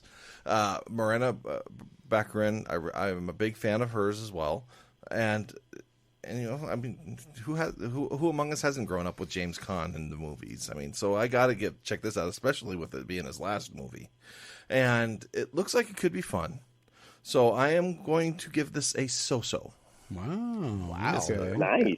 Yeah, I'm gonna. If I can check this out in the matinee, I'll check it out. You've been hitting the Christmas eggnog this week, haven't you? I love a good bad Southern accent. Did your prescription change on your glasses? All right. Next, a creature was stirring. It's supposed to be not even a creature was stirring, but in this case, a creature was stirring.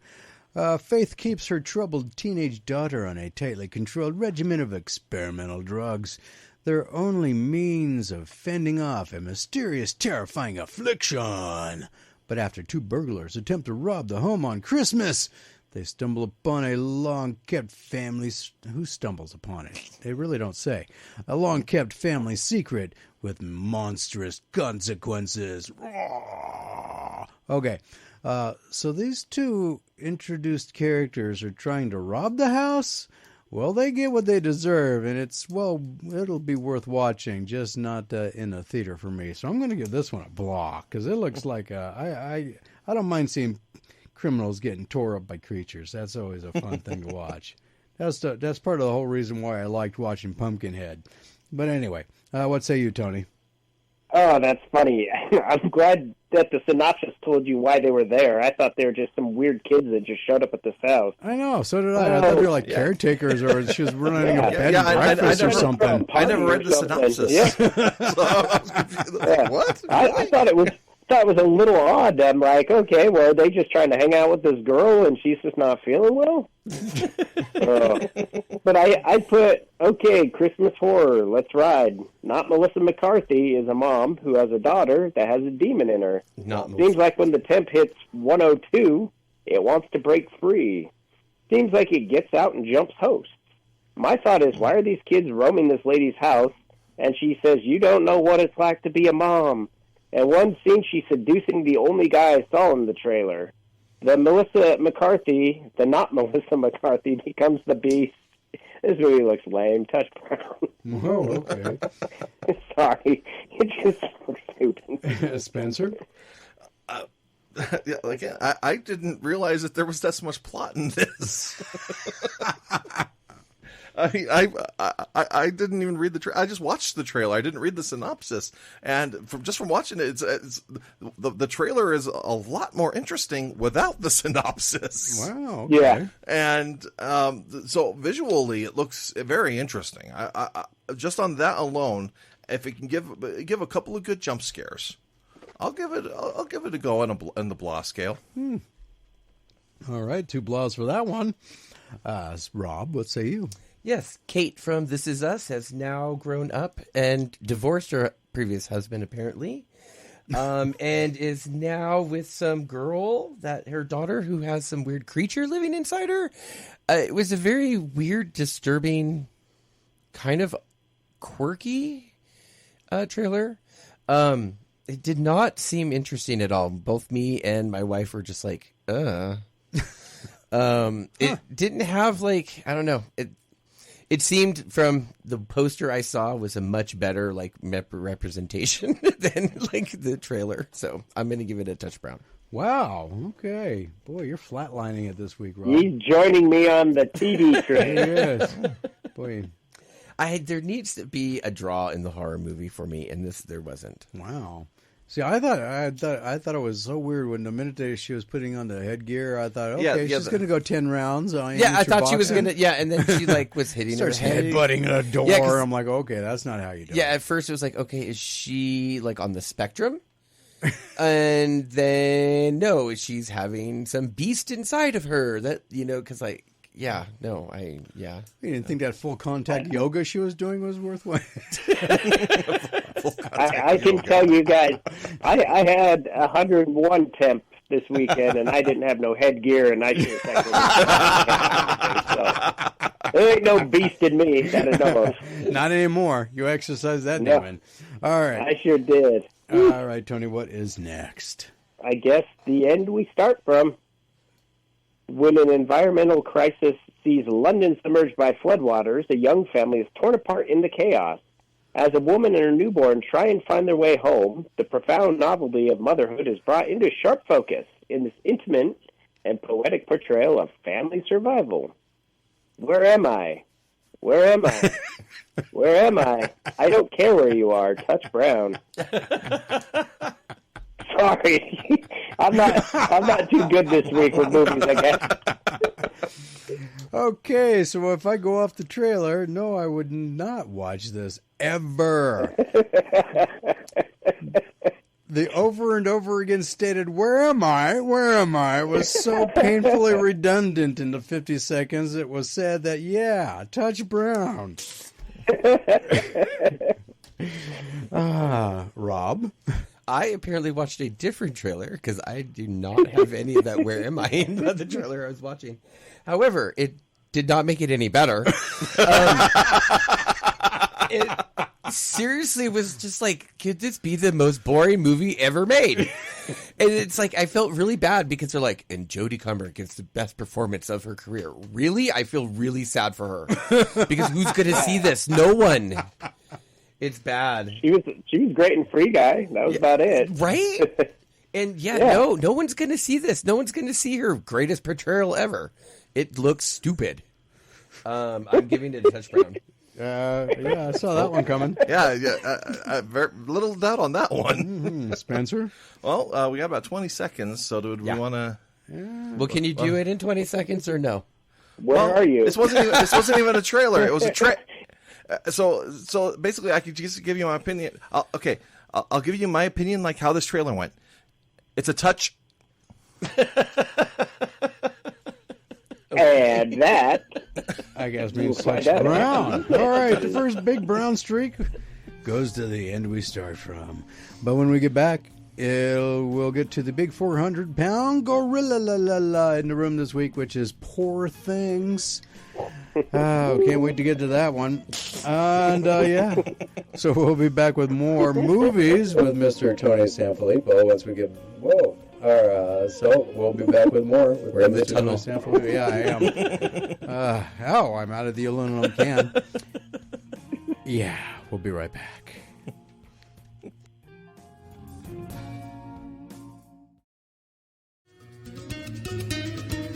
We're going over movies with Mr. Tony Sanfilippo. Movies coming out December 4th through December 10th. Today being December 3rd. And let's recap. Lord of Misrule. Spencer gave it a blah. Everybody else gave it a touch brown. Fast Charlie. Spencer gave it a so-so. Everybody else gave it a touch brown. A Creature Was Stirring. Spencer and I gave it a blah. Tony and Rob gave it a touch brown.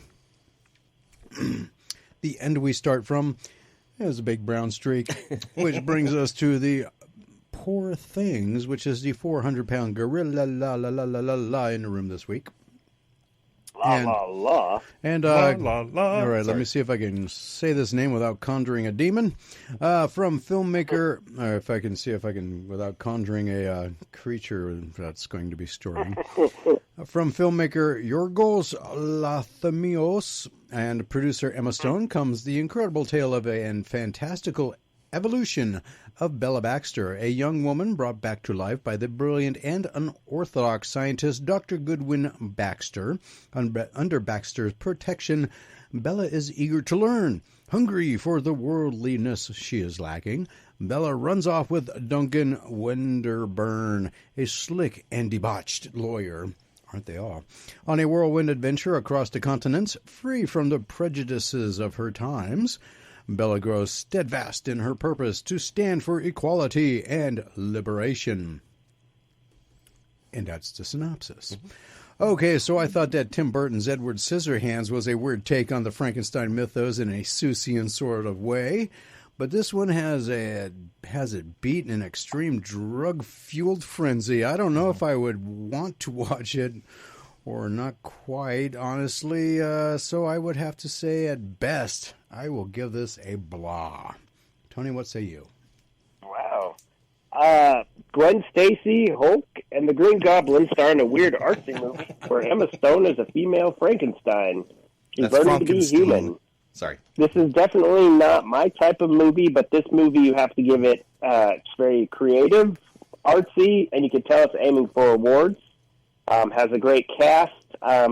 That whole weird scene where Emma Stone was apparently making love, that was just a weird image, and the whole Bella, yeah, it wasn't for me. So I'm going perfect this week. Perfect streak, touch brown. All right. Wow. Flatline Tony. It's rare. It's rare to do a perfect touch brown streak. Yeah, full streak. For yes. you, yes. For me, it is. Yeah, for everyone. But this week, oof. All right. Spencer, what say you? Well, See, this is the one I thought you would at least go blah on. But anyway. yeah, this one, it's a weird one, and I do like weird. Trippy. But yeah, it's kind of got, like, the font they use for everything kind of reminded me of Barry Sonnenfeld. Then it has kind of Wes Anderson set dressing vibe. And then everybody, like Tim Burton circa Edward Scissorhands. And then it was like, if the original Frankenstein had a happy ending and the monster took over after Dr. Frankenstein's footsteps and then decided to make a monster of his own. So it's just weird, man. But It is a weird looking movie. yeah, but it is distinct, and this will do what the prime directive of any movie is to not be boring. And this looks like many things. Boring is not one of them. But I will not. I will give this a blah, because if I'm going to watch this, I will watch it at home. Okay. Rob? Yes, actually, I'm actually quite excited about this movie. It looks intriguing to me. I like the premise. It looks like it's in the vein of Big Fish. So it has that kind of like whimsical yet brightly colored world. Mm-hmm. I love the fact that she is has no qualms about what she says. You know, I love the fact that she just spits out what she's eating, and they're like, look at her, and she's just like, why bother keeping my mouth if it's revolting? It's like, true, yes, exactly. Why keep it in your mouth if it's revolting? How come I act like that and everybody thinks someone... Anyway. So it looks very funny. It looks quirky, looks great. I can't wait to see it, and then I will soon go and punch that baby. All right. Punch a baby. Yeah, that made me laugh out loud. That was the best part. The best part about it was the fact that she said it like it was normal conversation. Like there was like, oh, now I'm going to go punch that baby. Like, yeah, I know that. So what do you give it? I'm giving it a good. All right. Oh, wow. All right. So the 400-pound gorilla lives up to its billing. Rob gives it Poor Things. Rob gives it a good. Spencer and I gave it a blah. And our resident movie critic gives it a touch brown. Touch brown. Brown. Touch brown. That's blah. All right. So those are the movies that are coming out this week. And so next week, December 11th through December 17th, I can only find 3 movies, Tony. What the heck? I mean, usually that's reserved for the actual week of Christmas, not the week before Christmas. But here's the hideous stuff that's coming out. I can already tell you this one's going to be a touch brown. Wonka. Yeah, I can tell you right now that's a touch brown. Yeah. You have Paul Atreides going into the candy business. That's right? Weird. 2 people were talking at once. What did you say, Tony? Prequel, right? Yep. Yes. Prequel. Yeah. The prequel nobody wanted. If it's a prequel, Jimmy gives it an instant touch brown. Yeah.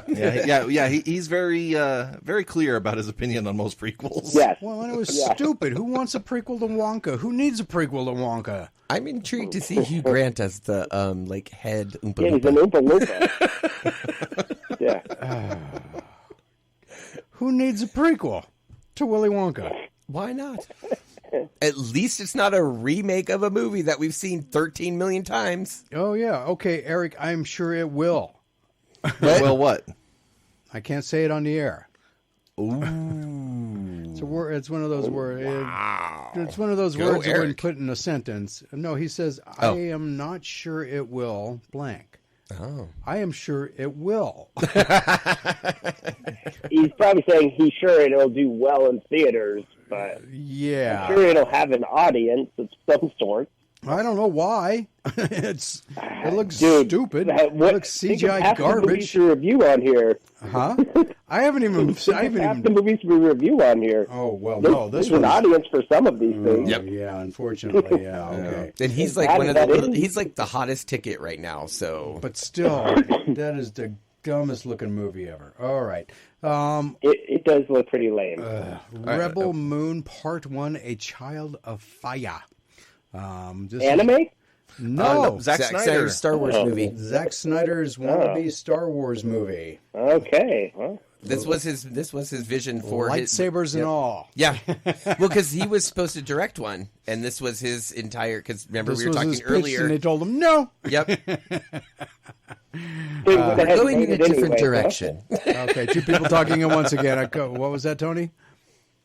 So he went ahead and made one anyway. Yep. Yes, he did, for Netflix. And it's going to be a 3-part movie. So, yeah, this is part 1. Oh, boy. And Angel Baby. I don't know what this one's about. So, About a baby angel. That probably sounds like gangsterish, actually. Like naughty teenagers. No, wrong kind of movie. I wouldn't have us review one of those. Wrong channel for that. No. But the typical horror trope. Those naughty, promiscuous teens, they get destroyed by a demon. Or by the angel baby. Demon Knight. But by Angel Baby, yeah. No, not that kind of movie. Yeah, I have no idea. Well, maybe. I don't know. We'll find out. So anyway, so Tony, I know that you will not be able to join us on Christmas Eve. So I will not be here for the eve of the Christmas. So next week is your last week with us, and so we get those 3 wonderful ones. Yeah, so you'll be with us for those 3, and that's it. And then we will see you the first Sunday in January. Yes, I will be there for that. So we'll say all our goodbyes next week then. Oh, okay. All right. Yeah, because it would be awkward to say goodbye now and then see him next week. Yeah, I'll be here next week, Yeah, so, all right, sir. Well, you have a good evening and get better soon. Oh, thank you, fellas. Do you have any questions you want to ask me? Is there any challenge? Did you get the question of the week? The question. Yeah, because well, everybody got the question of the week. I know, but so did far. he know it? Last week's was pretty easy. All right. Well, who was the voice of the grown-up? Hold on, let me pull the Ted whole thing Mosby. up. Ted Mosby from How I Met Your Mother. Oh, that's Bob Saget. There you go.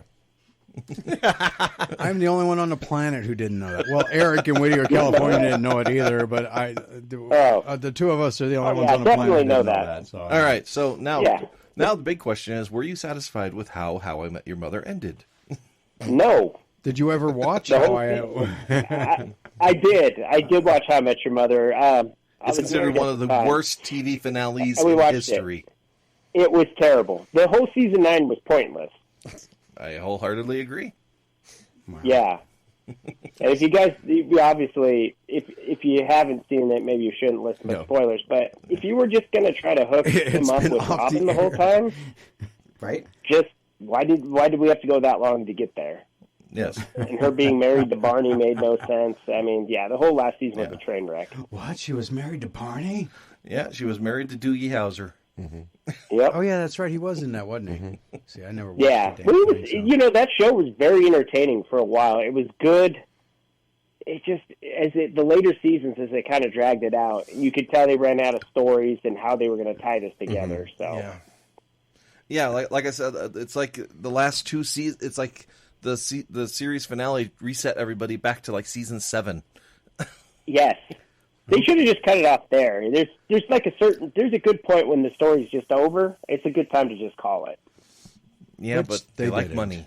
Oh yeah. Oh, they do. Like Walking Dead.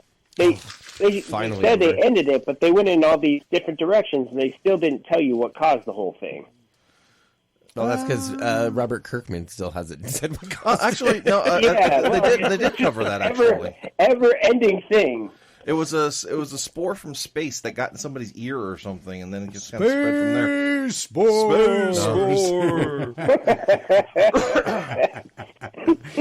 All right, sir. Well, you get better. Hopefully, it's not snowing and being all garbage weather out there.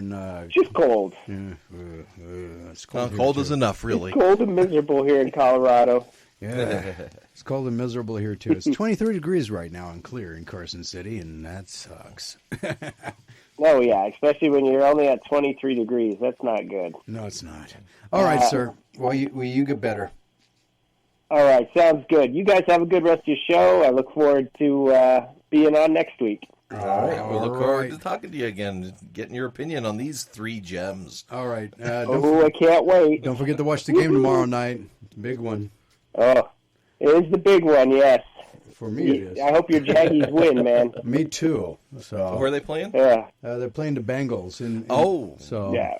The supposedly toothless and declawed Bengals, but we'll see. The Jaguars have a tendency to shoot themselves in the foot. Yeah. So like the Broncos. We were riding that hot streak and then fell off the wagon today. I was hoping they would win today too. I really was. They came close at the end, but just not enough game time. It's not enough to win. Right now the Chiefs are still losing, so that's good. We got 5 minutes left. Yay! But you never know. It's 5 minutes and the Chiefs have the ball. Anything can happen. Boo! Yeah. Look what look what Geno Smith did to the Cowboys. I mean, what was it? 3 touchdowns in 26 seconds. Yeah. I mean, anything can happen, right? Yeah, It's nuts. There's a reason they say any given Sunday, right? The NFL can't afford to let the Chiefs lose tonight. They got Taylor in the building. Okay. It'll be a miraculous win by the Chiefs at the end here.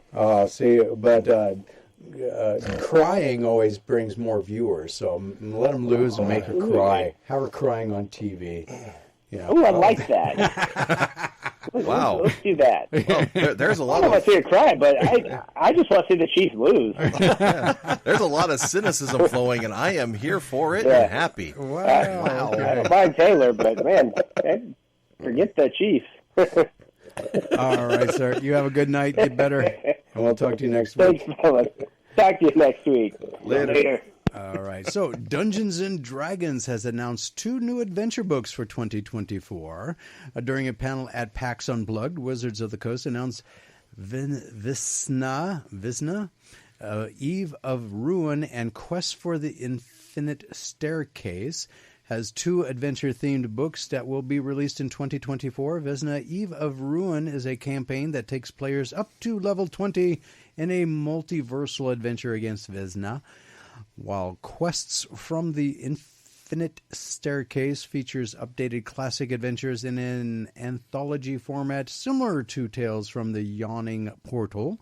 Quest from the Infinite Staircase also introduces a new cosmic level bad guy into the D&D canon. Both adventures will be released in 2024. Also announced was Descent into the Caverns of... Okay. Into the Caverns of Tuscante. I was about to say this word, and I thought I was resurrecting or bringing up a Cthulhu-level demon here. Tsojkanth. John, am I even close? I have no clue. Right. That is a word with which I am unfamiliar. I'd have to see it because sometimes if it's TS, a lot of times the T is actually silent, depending on what language. So yeah, it's D&D language and a new single session adventure that can be played at stores and conventions. huh? Stores and conventions. Yeah.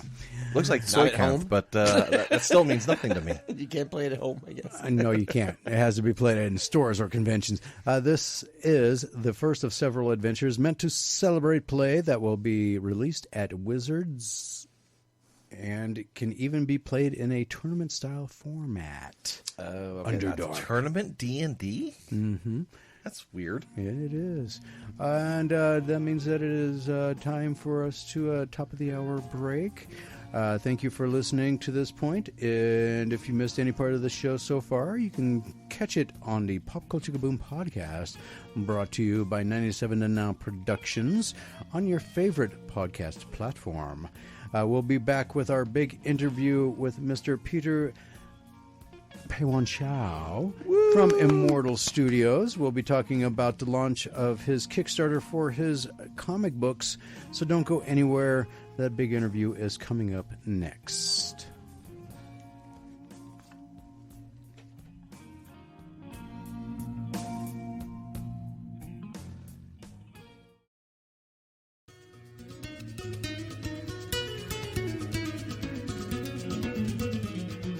Welcome back to the Pop Culture Boom radio show with titles like Adapt, Assassin G, Immortal Swordman, and Fei Xing. Am I pronouncing those correctly? You're doing pretty good. Okay, thank you. How's things? Yeah, he has a habit of slaughtering things to the point where it sounds like he's summoning Cthulhu. You know, I've been trying to master the English language for 53 years now, and I'm failing miserably. And I was born here. So You're doing so well. Thank you for trying. I can honestly say that I am a product of the public education system. So yeah. But anyway, on the phone with me, he has a Kickstarter going on right now for the issue number 2 of all 4 of those titles.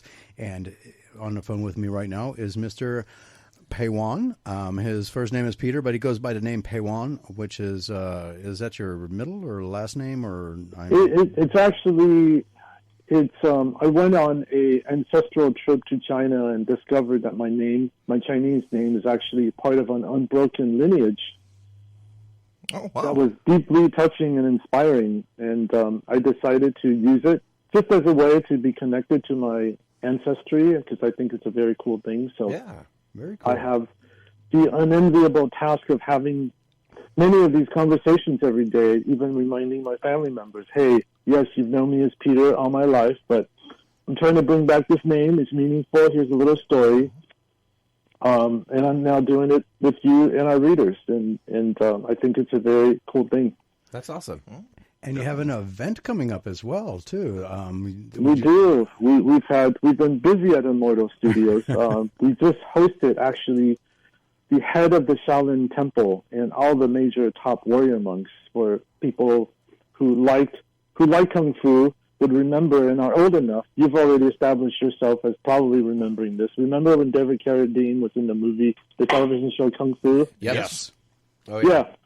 Well, that was based off of the real legend of the Shaolin monks, etc., which has been a major force in global pop culture for as long as global pop culture has been around. So we're talking, like, of course, Bruce Lee, Jackie Chan, all the 70s Kung Fu films, and people also loved the 36 Chambers of Shaolin. People who loved hip-hop would know the Wu-Tang Clan. Mm-hmm. So we actually hosted an event called Immortal Shaolin for 1,000 people here in Los Angeles, where we were given the mantle by the Shaolin Temple and the abbot himself to define the next generation of Kung Fu for global pop cultural fans. So that was one of the events we recently did, but we have a virtual town hall coming this Thursday, just to kind of say hello to people who are interested, who want to know more about what we're doing at Immortal, because this is obviously a lot more than a Kickstarter. It's the beginning of a new storyverse that we are very ambitiously and aspirationally calling Turning the Page on Superheroes, because I think this is a moment for whether you are a pop cultural fan and loved the Marvel and DC universes for as long as you can remember, but lately just not feeling the vibe, not feeling the same, or you've loved, or you have kids who've kind of gone into anime and manga and have begun to love that, whether it's, Dragon Ball Z, My Hero Academy, Naruto, all of those different stories that have kind of the martial arts fantasy vibe in the middle, or you are a diehard martial arts fan. You love Bruce Lee, you loved Avatar, The Last Airbender, you love John Wick, you love Star Wars, and so we're putting it all together in an ambitious, interconnected world that is now available on Kickstarter. All of these have individual stories that have been successfully launched on Kickstarter before. All of them have received the Kickstarter Love kind of recommendation, and we're incredibly fortunate to have fans who really love what we're doing. We have historically funded within the first 24 hours, and this campaign is no different. But we are now kind of pulling the string back. Up until now, people have enjoyed individual stories like The Adept, Chronicles of the Immortal Swordsman, Fa Sheng, and Assassin G, but we're letting people know that, hey, they're actually part of a shared universe. And more ambitiously, speaking to the wants and needs of those fans who from those three different sectors, we're saying, hey, enough is enough with the superheroes, the leotards, the intergalactic battle, radioactive spiders as the sources of our strength, and also corporations that get to tell us what the kind of heroes we want. We're turning the page on all of those, and by creating a story that ultimately is empowering for the individual. So I got a question for you. When you mean by a story verse, and they're in a shared universe, is there a plan to, and are their stories intertwined to where characters will appear in other characters' comic books? Yes. Or is there a plan to bring them all together into like an annual or a singular story book at some point? Yes. Oh. Yes. All of those are in the works. I'm glad you asked the question. Those things are in the works right now. We have more heroes to launch. We're just starting with what we call the foundational titles. They kind of set up the universe, and one of my pet peeves with the fantasy genre and superheroes as of late is almost as though everything goes, right? Here's a fireball, here's this technology, here's this thing. Nobody really has to earn anything anymore, and there's no more rules of the universe, and we wanted to bring back some of that believability, so we've actually created like 4 different layers and each of them have their own rules and metaphysical rules. So it's kind of like, Black Hawk with Thor. They're different types of heroes. So we're bringing all four of these together. And there's a lot of shared elements. And I'm calling in from Los Angeles today. We've chosen LA as the new Gotham. So there's kind of a West Coast, and I guess you guys in Carson City are part of the Californian or West Coast vibe. Well, cool. I know what that is. Eric from Whittier, California. He's wondering if you ever visited. We're trying to pronounce this. Xilai Temple. Xilai Temple. Yes. It's funny you should say, because I am calling in from Hacienda Heights. I'm less than a mile from Xilai Temple. Oh, so I'd say that's a yes then. that is a yes. In fact, it is where I often will do my lunches, because there is a great vegetarian lunch there for $10 for people who don't know. And the Xilai Temple is one of the, I believe physically, it's the largest Buddhist temple in North America, so it's actually quite a sight. And because I'm not a Buddhist, but I love Buddhist philosophy and ideas, and it's certainly part of the mystique of Kung Fu, is the extra dimension of spirituality, of discipline, of calmness, of power, tapping your inner power. So kind of the Buddhist ideas, not Buddhism itself, but kind of the Buddhist ideas are a big part of what animates our unique martial heroes in the Immortal Storyverse. So and Taoism being the other one. Taoist philosophy and ideas, which gave rise to the notion of immortality, which is the main thread in Chronicles of the Immortal Swordsman, when a young guy in actually Southern California is awakened to his previous lives as an immortal, and now he has to bring it all back. But the difference is that he's not bidden or he's not given this big relic, he has to earn it, which is another piece of what we're doing to improve kind of the superhero universe, where now powers are so easy.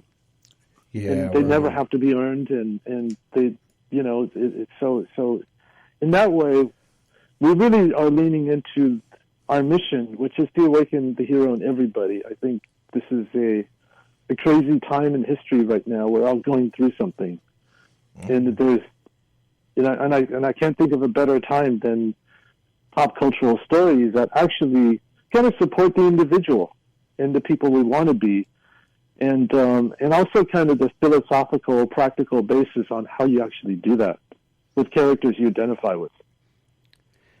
And so you're putting out right now, the Kickstarter is for the second issue of all four titles. Some of them, 3 of them are the second issues, and for the Adept, which we launched the universe with, is already the 3rd issue. Oh, excellent. Yeah, I just saw that. If I only scrolled down a little further. Good. So no, we've successfully fulfilled all of these campaigns, and instead of, up until now, we've talked about every story in a very singular way, in the way that they deserve, and they have their own set of fans. We're now just pulling back the screen a little bit to say, hey, by the way, they're actually part of a shared universe. They're part of an interconnected world, whether it's Ba Sheng, which takes place during the Boxer Uprising in 1900s, Assassin G, and the synth pop, atmospherics of San Francisco in 1982, to the Adept and Chronicles of the Immortal Swordsman, which are all modern day. They're actually all interlinked, and they bring together all the various subgenres that I talked about, from grounded action to high fantasy and everything in between. So it's actually an incredibly ambitious undertaking, which has never happened before. So, and it's really something, and I think it's for that and our desire for authenticity and transformation that even attracted the head of the Shaolin Temple to essentially want to partner with us. Well, now I'm kind of curious, how are you going to link these 4 comic books if the characters in 2 of them are set in completely different time frames. Yeah, in completely different time periods. Here's a. Well, I don't want the explanation. I'm just curious now how it's going to happen. It intrigues me how this is going to work out. I would say then you should get those books and find out. Well, now I'm going to have to. Good answer. Yeah. But I will tell you, I'll just throw out a few possibilities. Cool. One is that the metaphysical concept of reincarnation does exist within the immortal storyverse. So it is possible for the same soul to have different human experiences. So that is one possibility. The other possibility, true to the name of Immortal Studios, immortality also exists. So if you reach a certain level of your own heroic cultivation, you may not live forever, but you live a lot longer than normal, with the possibility of extending your life. So those two are possibilities, and then there's also, this is a really big one, there could be parents of future, there people whose future offsprings could become significant characters in the immortal storyverse. So there's some possibilities of why they're interlinked. We're also kind of telling the larger story of how the future of Kung Fu and the passage of Kung Fu and how a lot of these esoteric knowledge went underground and eventually reemerges. So it's an incredibly ambitious world. And we're very interested in connecting with people who read this stuff because we actually invite them to be part of the immortal community. We've actually have different groups where I would spend time with a lot of our readers and actually get their take and recommendations. So they essentially get to, I wouldn't say they help. They help us. They can. They're certainly part of the equation. As I look around the table in an immortal conference room, many seats are occupied by our fans, and we really do want to hear from them. So I got a ton of questions still to come, but I got like a minute and 45 seconds until we have to take a hard break. Can you stick around for another segment? Sure. Okay. Amazing how fast 20 minutes goes by, isn't it? Has it been 20 minutes already? Yeah, almost. Yeah. Oh, wow. Well, sorry about the monologues. If you can... No, don't be sorry. Makes an interview easier on us. Oh, yeah, trust me. I'm really passionate about this. I mean, we still haven't really dug really into the Kickstarter that's going on. And by the way, if you'd like to check out the Kickstarter for the... that's going on for Immortal Studios, you still have 12 days left, and there's a lot of interesting perks. Unfortunately, the higher end tiers are already taken, which is kind of sad, which included a private Zoom call. That's already gone. There's none left on that one. The next really? the early bird open it back up. The early bird new comics and variants. I think that looks like that one's still open. It looks like we have 4 amazing books and a lot of from some of the top creators and artists in the indie comics business today, or even frankly from the superhero world. So it's I'm looking at the website right now, and I'm looking at some of the sample pages of the Adept. Yeah, they're and great, the art, aren't they? and the art is clean, and it is beautifully done. It is. Yishan Lee, who did Buffy the Vampire Slayer, amongst many other things, does a great job. And we also wanted to have kind of a hybrid anime, manga, action style. Okay. So we're also experimenting with kind of a new look. And as you dive in a little bit more, I'm really proud of the fact that we actually hired Jing Qing, who's a 32 generation Shaolin disciple, a Shaolin Kung Fu master in his own right, and the publisher of Kung Fu Tai Chi magazine. All right, to be our choreographer. All right, so every sequence, everything you see is actually real Kung Fu. All right, sir. I do got to take this hard break. Hang on through the break with me, sir. We'll be right back more with Payhuan And we'll be talking more about Immortal Studios and what they have planned for the future after the current Kickstarter that is going on. Remember, you still got 12 more days if you'd like to go and check it out. You can go and check it out at immortal-studios.com. They are also on the Facebook. All of their social media links are on their website. So go check them out, and we'll be right back right after this.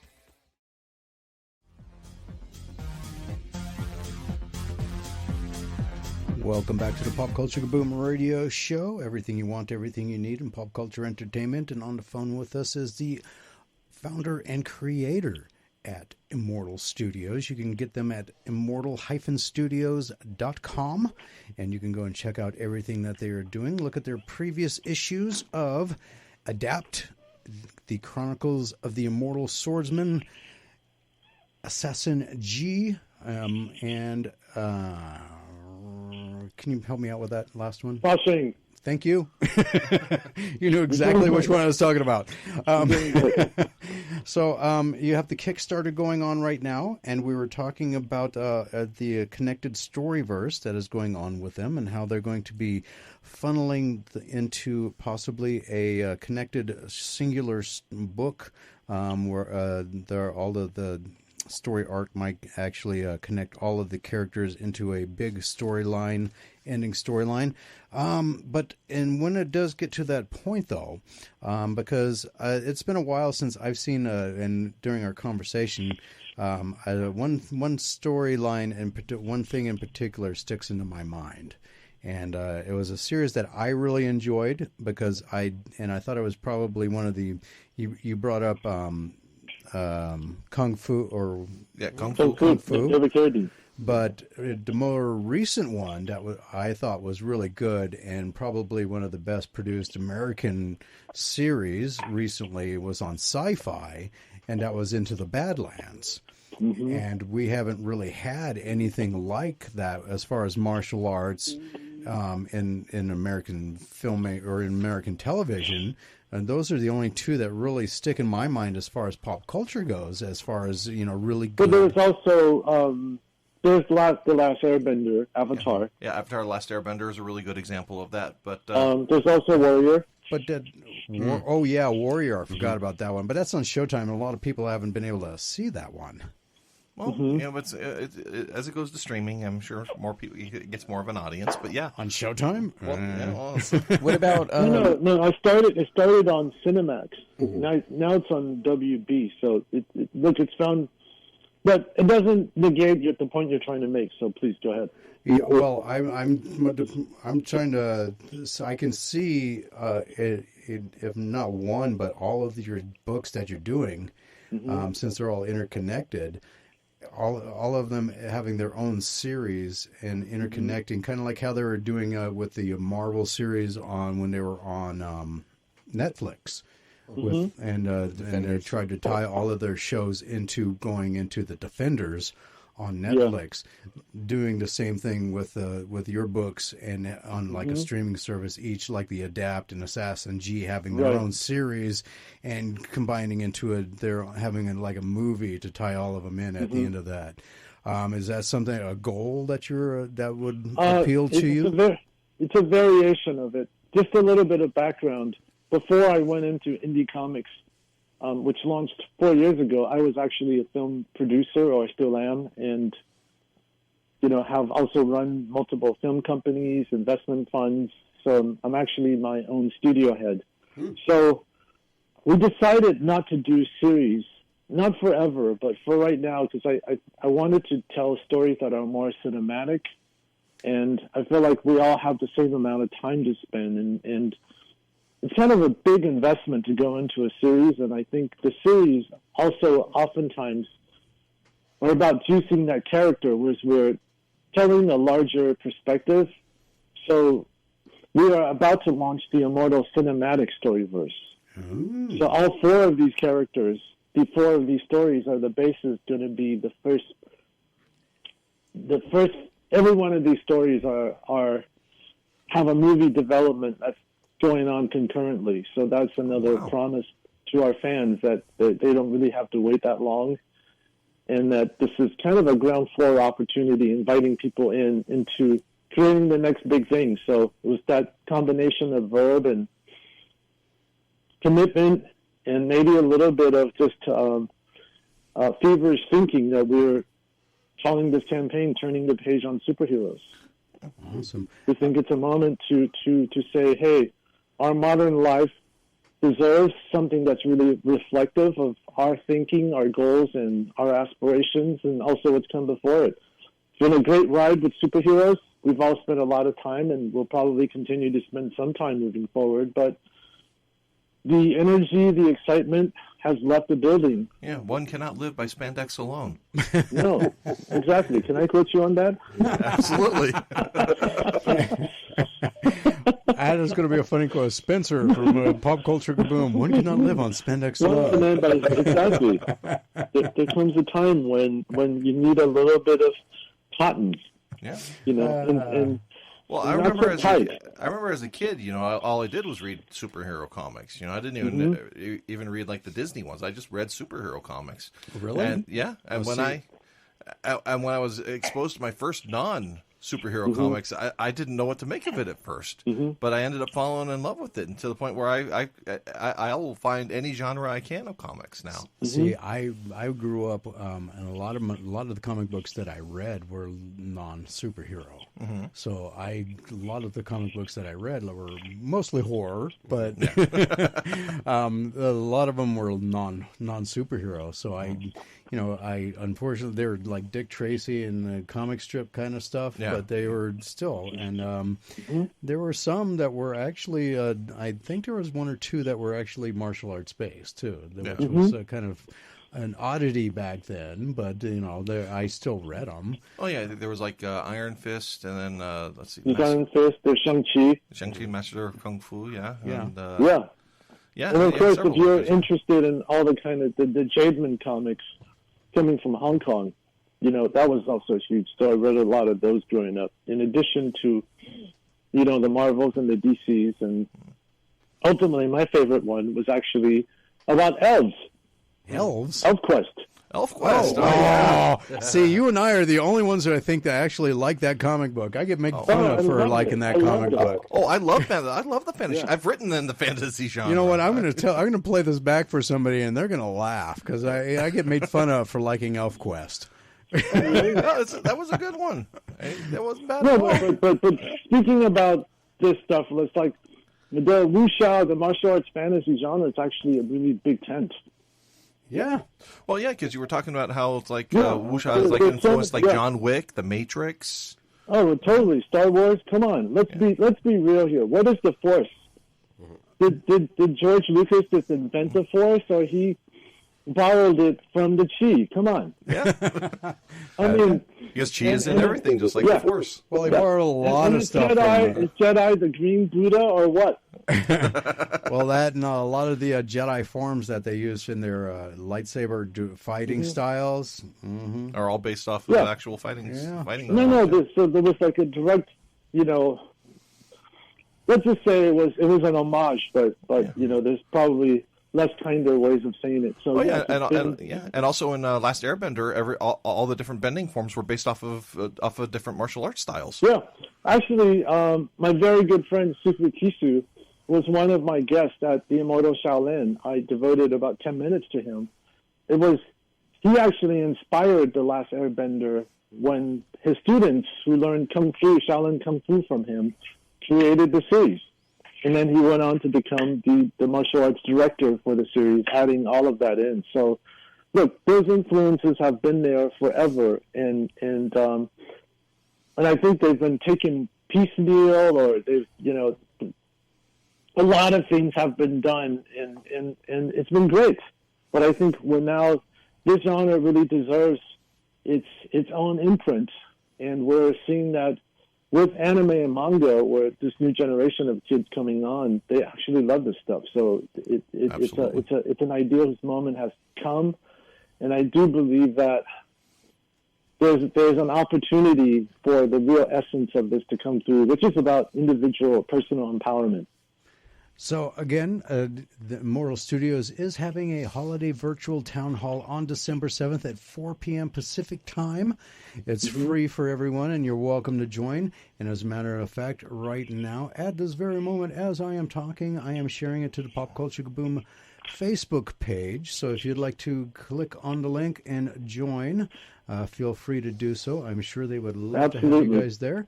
So everybody go ahead and click on the link. Eric in Whittier, California, if you'd like to join in, go ahead and do so. I love the fact that he's calling in from Whittier.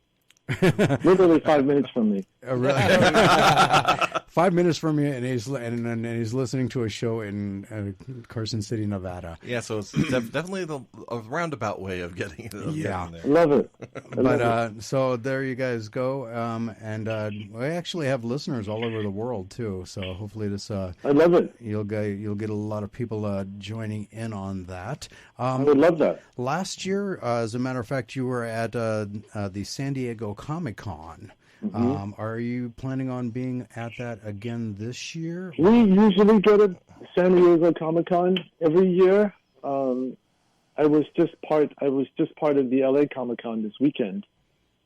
Oh, congrats. So yes, we're planning on being at San Diego Comic-Con. We usually do a series of panels, and we use that as an opportunity to talk about what's next. But your listeners today are getting some of the content that might make its way to San Diego Comic-Con. So it's a special treat for people listening today. I've not talked about, for instance, how we're the updates on our cinematic storyverse. Oh, well, yeah, that's thank awesome. you for the exclusive. I appreciate that. There you go. Do you have any other con appearances planned for next year? Maybe WonderCon. But pretty much in the LA area. Well, yes, San Diego. So we are actually looking at doing more digitally. Just because I think our fan base is truly global. The people who have subscribed and empowered us to enable us to do what we do, literally, they come from all over the world. It makes sense to me. I mean, yeah. So we want to invest in more partnerships, such as like this conversation with you, social media, and other forms of digital kind of engagement, so that we could really scale. Yeah, it's like the old saying: if Muhammad can't go to the mountain, you bring the mountain to Muhammad. I love it. So that's how digitally you're bringing the mountain to Muhammad. Yes, very true. Yes. Well, sir, I am getting close to about 4 minutes left until I have to take my. We have to call it an evening with you. I do appreciate you coming on. So, with one last thing, have you thought about venturing into the video game realm? Yes, we have. Boy, you got all the talking. Yes, we are actually in development on our first game.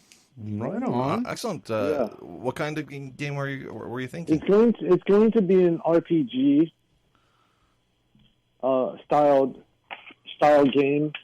So for people who might have enjoyed League of Champions, that was available on Kaboom, and so it's going to be a kind of an arena style action game. But it's really going to be centered around empowering our users to create their own ideal heroes. Excellent. Yeah, in kind of a unique Immortal fashion, taking advantage of our Immortal Storyverse ethos that's learned from these 4 titles. The reason why I'm chuckling is Eric in Whittier, California says a cyberpunk RPG. There you go. There you go. Hey, while you have listeners on, I would love to take a question if someone has a question, or we're really out of time. We only have about 2.5 minutes, a little less than 2.5 minutes now. So. That would depend if someone wants to call in. If somebody can call in real quick. Somebody wants to call in. 775-515-4141. But there is something I really like about like this, and then if you remember back in the summer, we were talking about Lumpia with a Vengeance. Yes. How they bring a culture that they've lived in and love, and are sharing it with other people. And in the case of Lumpia with a Vengeance, it's kind of a fun kind of pseudo superhero thing. And then you have Immortal Studios doing the wuxia style stories, and we're actually developing our first Filipino hero because there's so many Filipino colleagues inside Immortal, actually. So Lumpia with a Vengeance really resonates with me. Yeah, and I just love how it connects with how you go out of your way to make sure you connect with the fans and talk with fans. That's something that Marvel and DC don't really do. Yeah, they'll actually encourage it. Actually, they if they could do it without people, they would prefer that. But. Wow. Well, that's not how you do it, though. I mean, no. the whole it's like this show. I make it a point to make for people to reach out and and I wanted to be here for people to talk about their fandoms and everything. And you'd be surprised, what all of the questions and everything that I asked you about what's going on with everything that you do. I have no notes. I don't take notes, and I don't have any pre-written down questions. Everything's off the top of my head. Well, it's best to be spontaneous. I'm totally. So I've been looking through your website and your Kickstarter as we've been speaking too, and just being so impressed with everything I'm seeing and how you're talking about how you want to connect with fans and everything. It's amazing. Really, he has that on there? See, I got to look at this stuff more. We actually, one of our core ethos was what we call radical fan engagement. Even using the word fan, I think it's. Ultimately, these are real human beings with 24 hours in a day and limited resources like you and I. And, I don't take it for granted that anybody is willing to spend time, energy, and resources to be part of what we're building. That's incredibly valuable and honoring. So I think that's the appropriate attitude to have. Well, sir, it was an honor and a privilege to have you on the show with us today to talk about the Immortalverse. If everybody would like to go and check out immortal-studios.com and also go check out the current Kickstarter that they have going for all 4 of their ongoing series. You can go and check it out. You can donate or contribute any amount. They have a lot of different tiers and a lot of different perks, a lot of really cool stuff. Also, they are followed on the Facebook by the Pop Culture Kaboom, so at least give a like and a follow to Pop Culture Kaboom. And we'll be right back with more Pop Culture Kaboom. Honor and privilege to have you on, sir. Best of luck in all your adventures. And anytime you post, it'll be put in the Pop Culture Kaboom newsfeed. Good to know. Thank you for having me. All right, have a good night.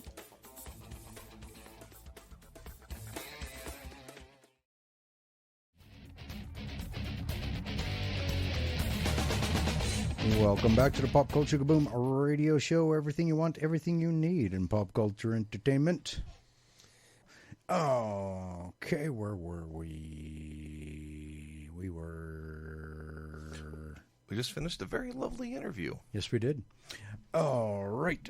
So in the midst of the Disney Lorcana Rise of the Floodborn launch, Disney has exclusively revealed to we have a caller. comicbook.com something that I'll have to finish later.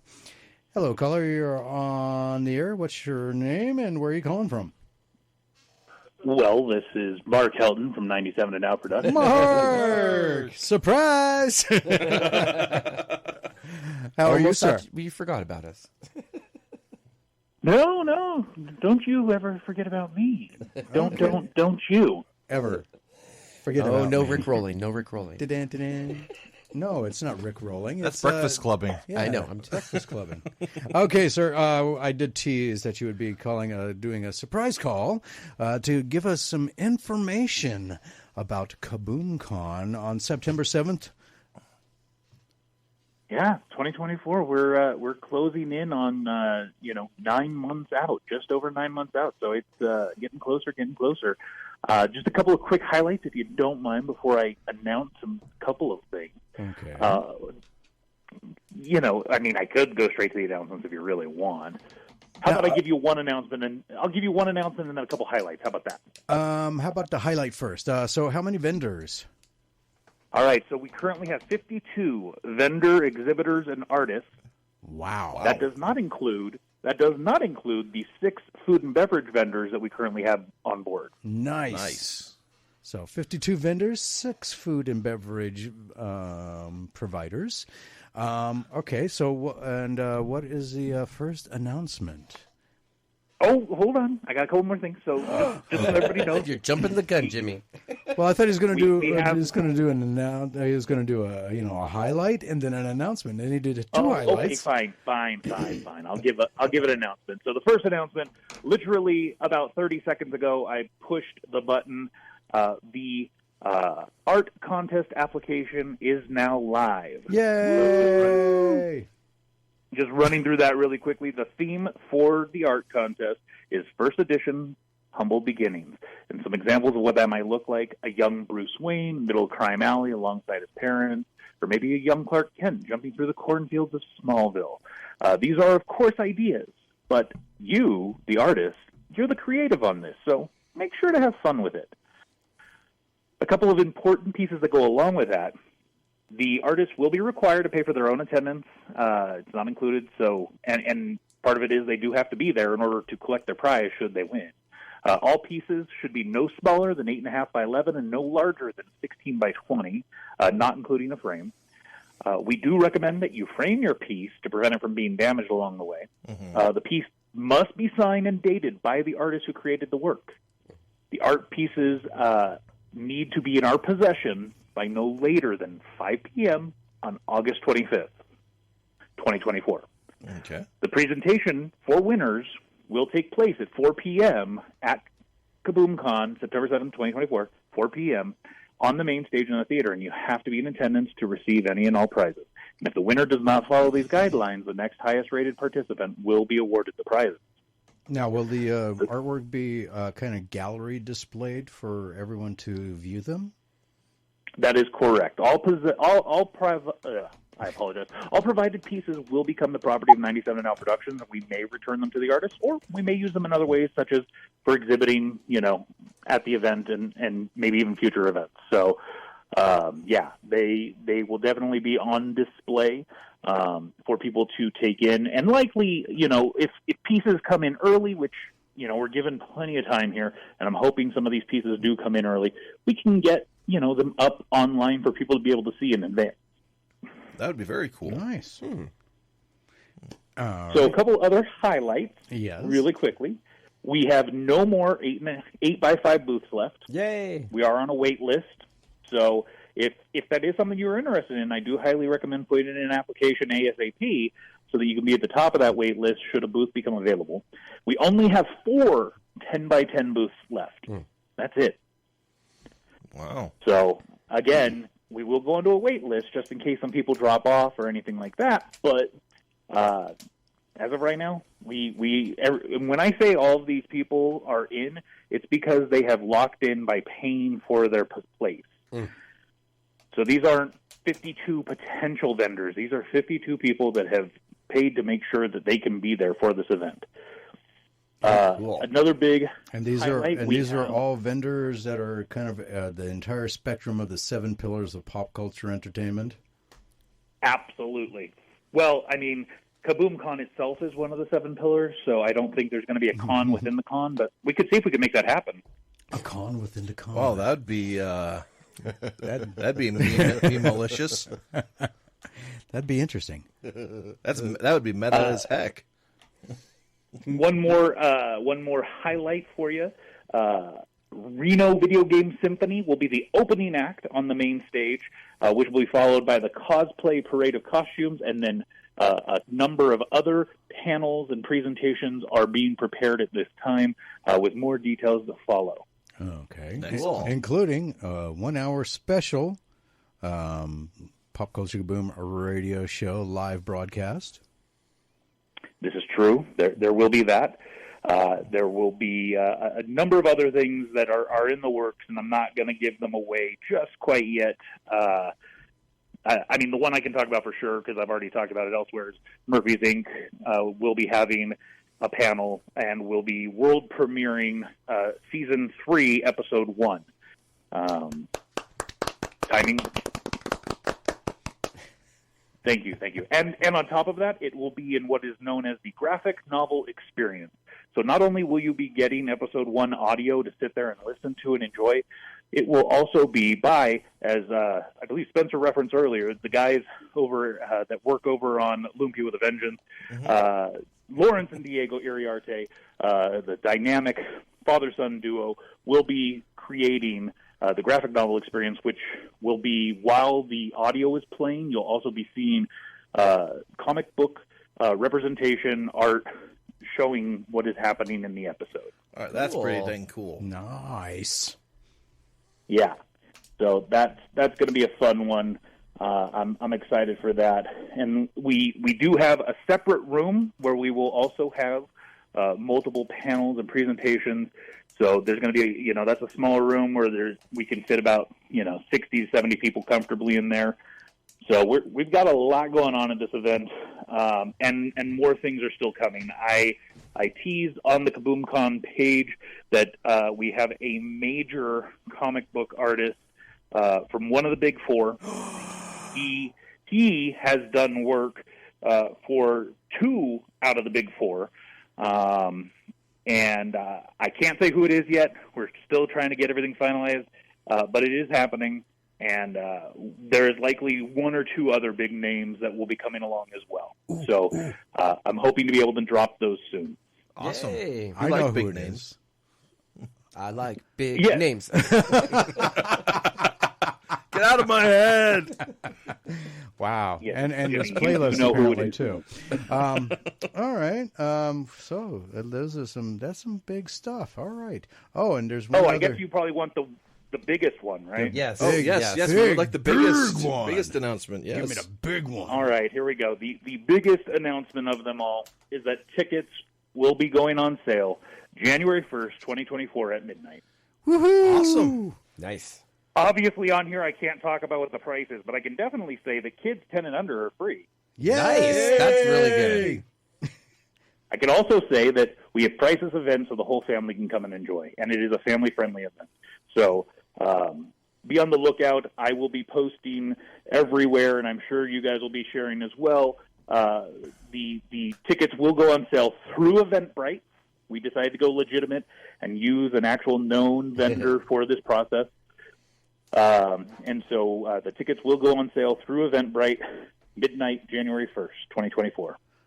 Excellent. Perfect. Cool. So them going on sale through Eventbrite, will they still be on sale day of? We will, well, theoretically, yes, unless we somehow sell out, which, God willing, we will. But we project that we can accommodate about 1,500 ticket sales for the one-day event. And so if we sell 1,500 tickets in advance of the event, then no, we will not be able to sell day of. But whatever the remaining balance is, so to speak, then yes, we will be selling those day of. Okay. Oh yeah, because we can't I violate any would of those recommend- fire capacity. Yeah. Yeah. Can't do I that. would recommend buying in advance if you can. Yep. So January 1st, 2024 at midnight. Yes. All right, sir. Big, huge stuff. And And while I'm here, I do got to plug the fact that immediately following the show, in about 7 minutes, Murphy's Inc. will be airing season 2, episode 13. Yeah. fix it. And actually, right. that's what I wanted to talk to you about as well. The show's almost over. Okay. Excuse me. So, episode 13, there's only 15 episodes in this season, right? That's correct. Okay. And the 14 and 15, it's really a 2-part finale. Ooh, Awesome. Okay, so this is the last legit episode, and then it gets into the 2-part finale. So what's going on tonight in episode 13? So to this point, our team has been in 1518 Alsace, France, what we would call France today. Strasbourg is the city. Your own Spencer Stoner voices a character in this arc. And our team has been there observing this weird dancing that has been taking place. This is Is it the Charlie Brown Christmas special? It's Spencer. It kind of feels like that to a degree. So it's an actual historical event that took place called the Dancing Plague. If you're interested, look it up. We obviously put our own fictional spin on it, but it's a fun one, and I very much enjoyed it. So we'll be in this episode, one way or another, our team is going to be finishing its time in 1518 because they've got other things to take care of. Yes, and my character took an arrow to the knee in this show. Well, that's because you were dancing. Better in the recording than whatever that was. I didn't get to sing Du Hast beforehand, so my accent wasn't Oh, quite right. okay, that's what it was. Okay. The Spencer Shuffle. No, I think it was more like whatever that The that donkey dance from Seinfeld. The donkey dance. Wow. Wow, that was hurtful. Dang. Okay, there you are. Okay. Well, sir, thank you for the update. It was huge for KaboomCon 2024 on September 7th, 2024. So tickets go on sale through Eventbrite on January 1st at midnight. Very limited tickets for the one-day event, so if you want to get them, then you got to get them now. Don't forget tonight, episode 13 of Murphy's Inc. Only two-part season finale starts next week, so you definitely want to catch it tonight. Are you okay with it, Rob? Ear. Oh, okay. Yeah. It looked like you were going through that whole Star Trek The Wrath of Khan thing. Yeah, it does feel like, like I'm Ricardo Montalban at the moment, yes. So, Mark Kelton, thank you, sir, and we will talk to you later. My pleasure. Have a good one, guys. All right. Big thank you to our guest, Mr. Payhuan from Immortal Studios. If you'd like to go and check out their Kickstarter, you go to immortal-studios.com. And you can follow the link from there. You can also go check out all of their social media pages with all guests on the Pop Culture Kaboom radio show. We follow them, and we encourage you to give them a follow and or a like on Facebook as well, depending on what options are available. As they post in news, it is reposted to the Pop Culture Kaboom news feed. So at the very minimum, give Pop Culture Kaboom a like on Facebook or a follow as well. Next week, we will be talking with the actor, screenwriter, and director, Justin Gertsch. His latest film, 0 Hour, will be releasing worldwide on December 15th, and we'll be talking with him about the film, everything about the film, and his future projects, and get his thoughts on the differences between writing, directing, and acting in feature films.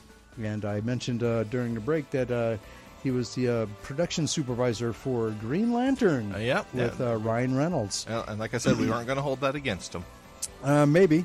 He actually was the production coordinator for a bunch of TV shows that I admired. Yes, that too. Thank you all for tuning in, and please continue supporting Pop Culture Kaboom by listening to Pop Culture Kaboom radio show live every Sunday night. And if you miss any part of the live show, check out the Pop Culture Kaboom podcast produced by 97 and Now Productions on your favorite podcast platform. And not only get this episode, but also previous episodes and some bonus material that'll be coming up as well.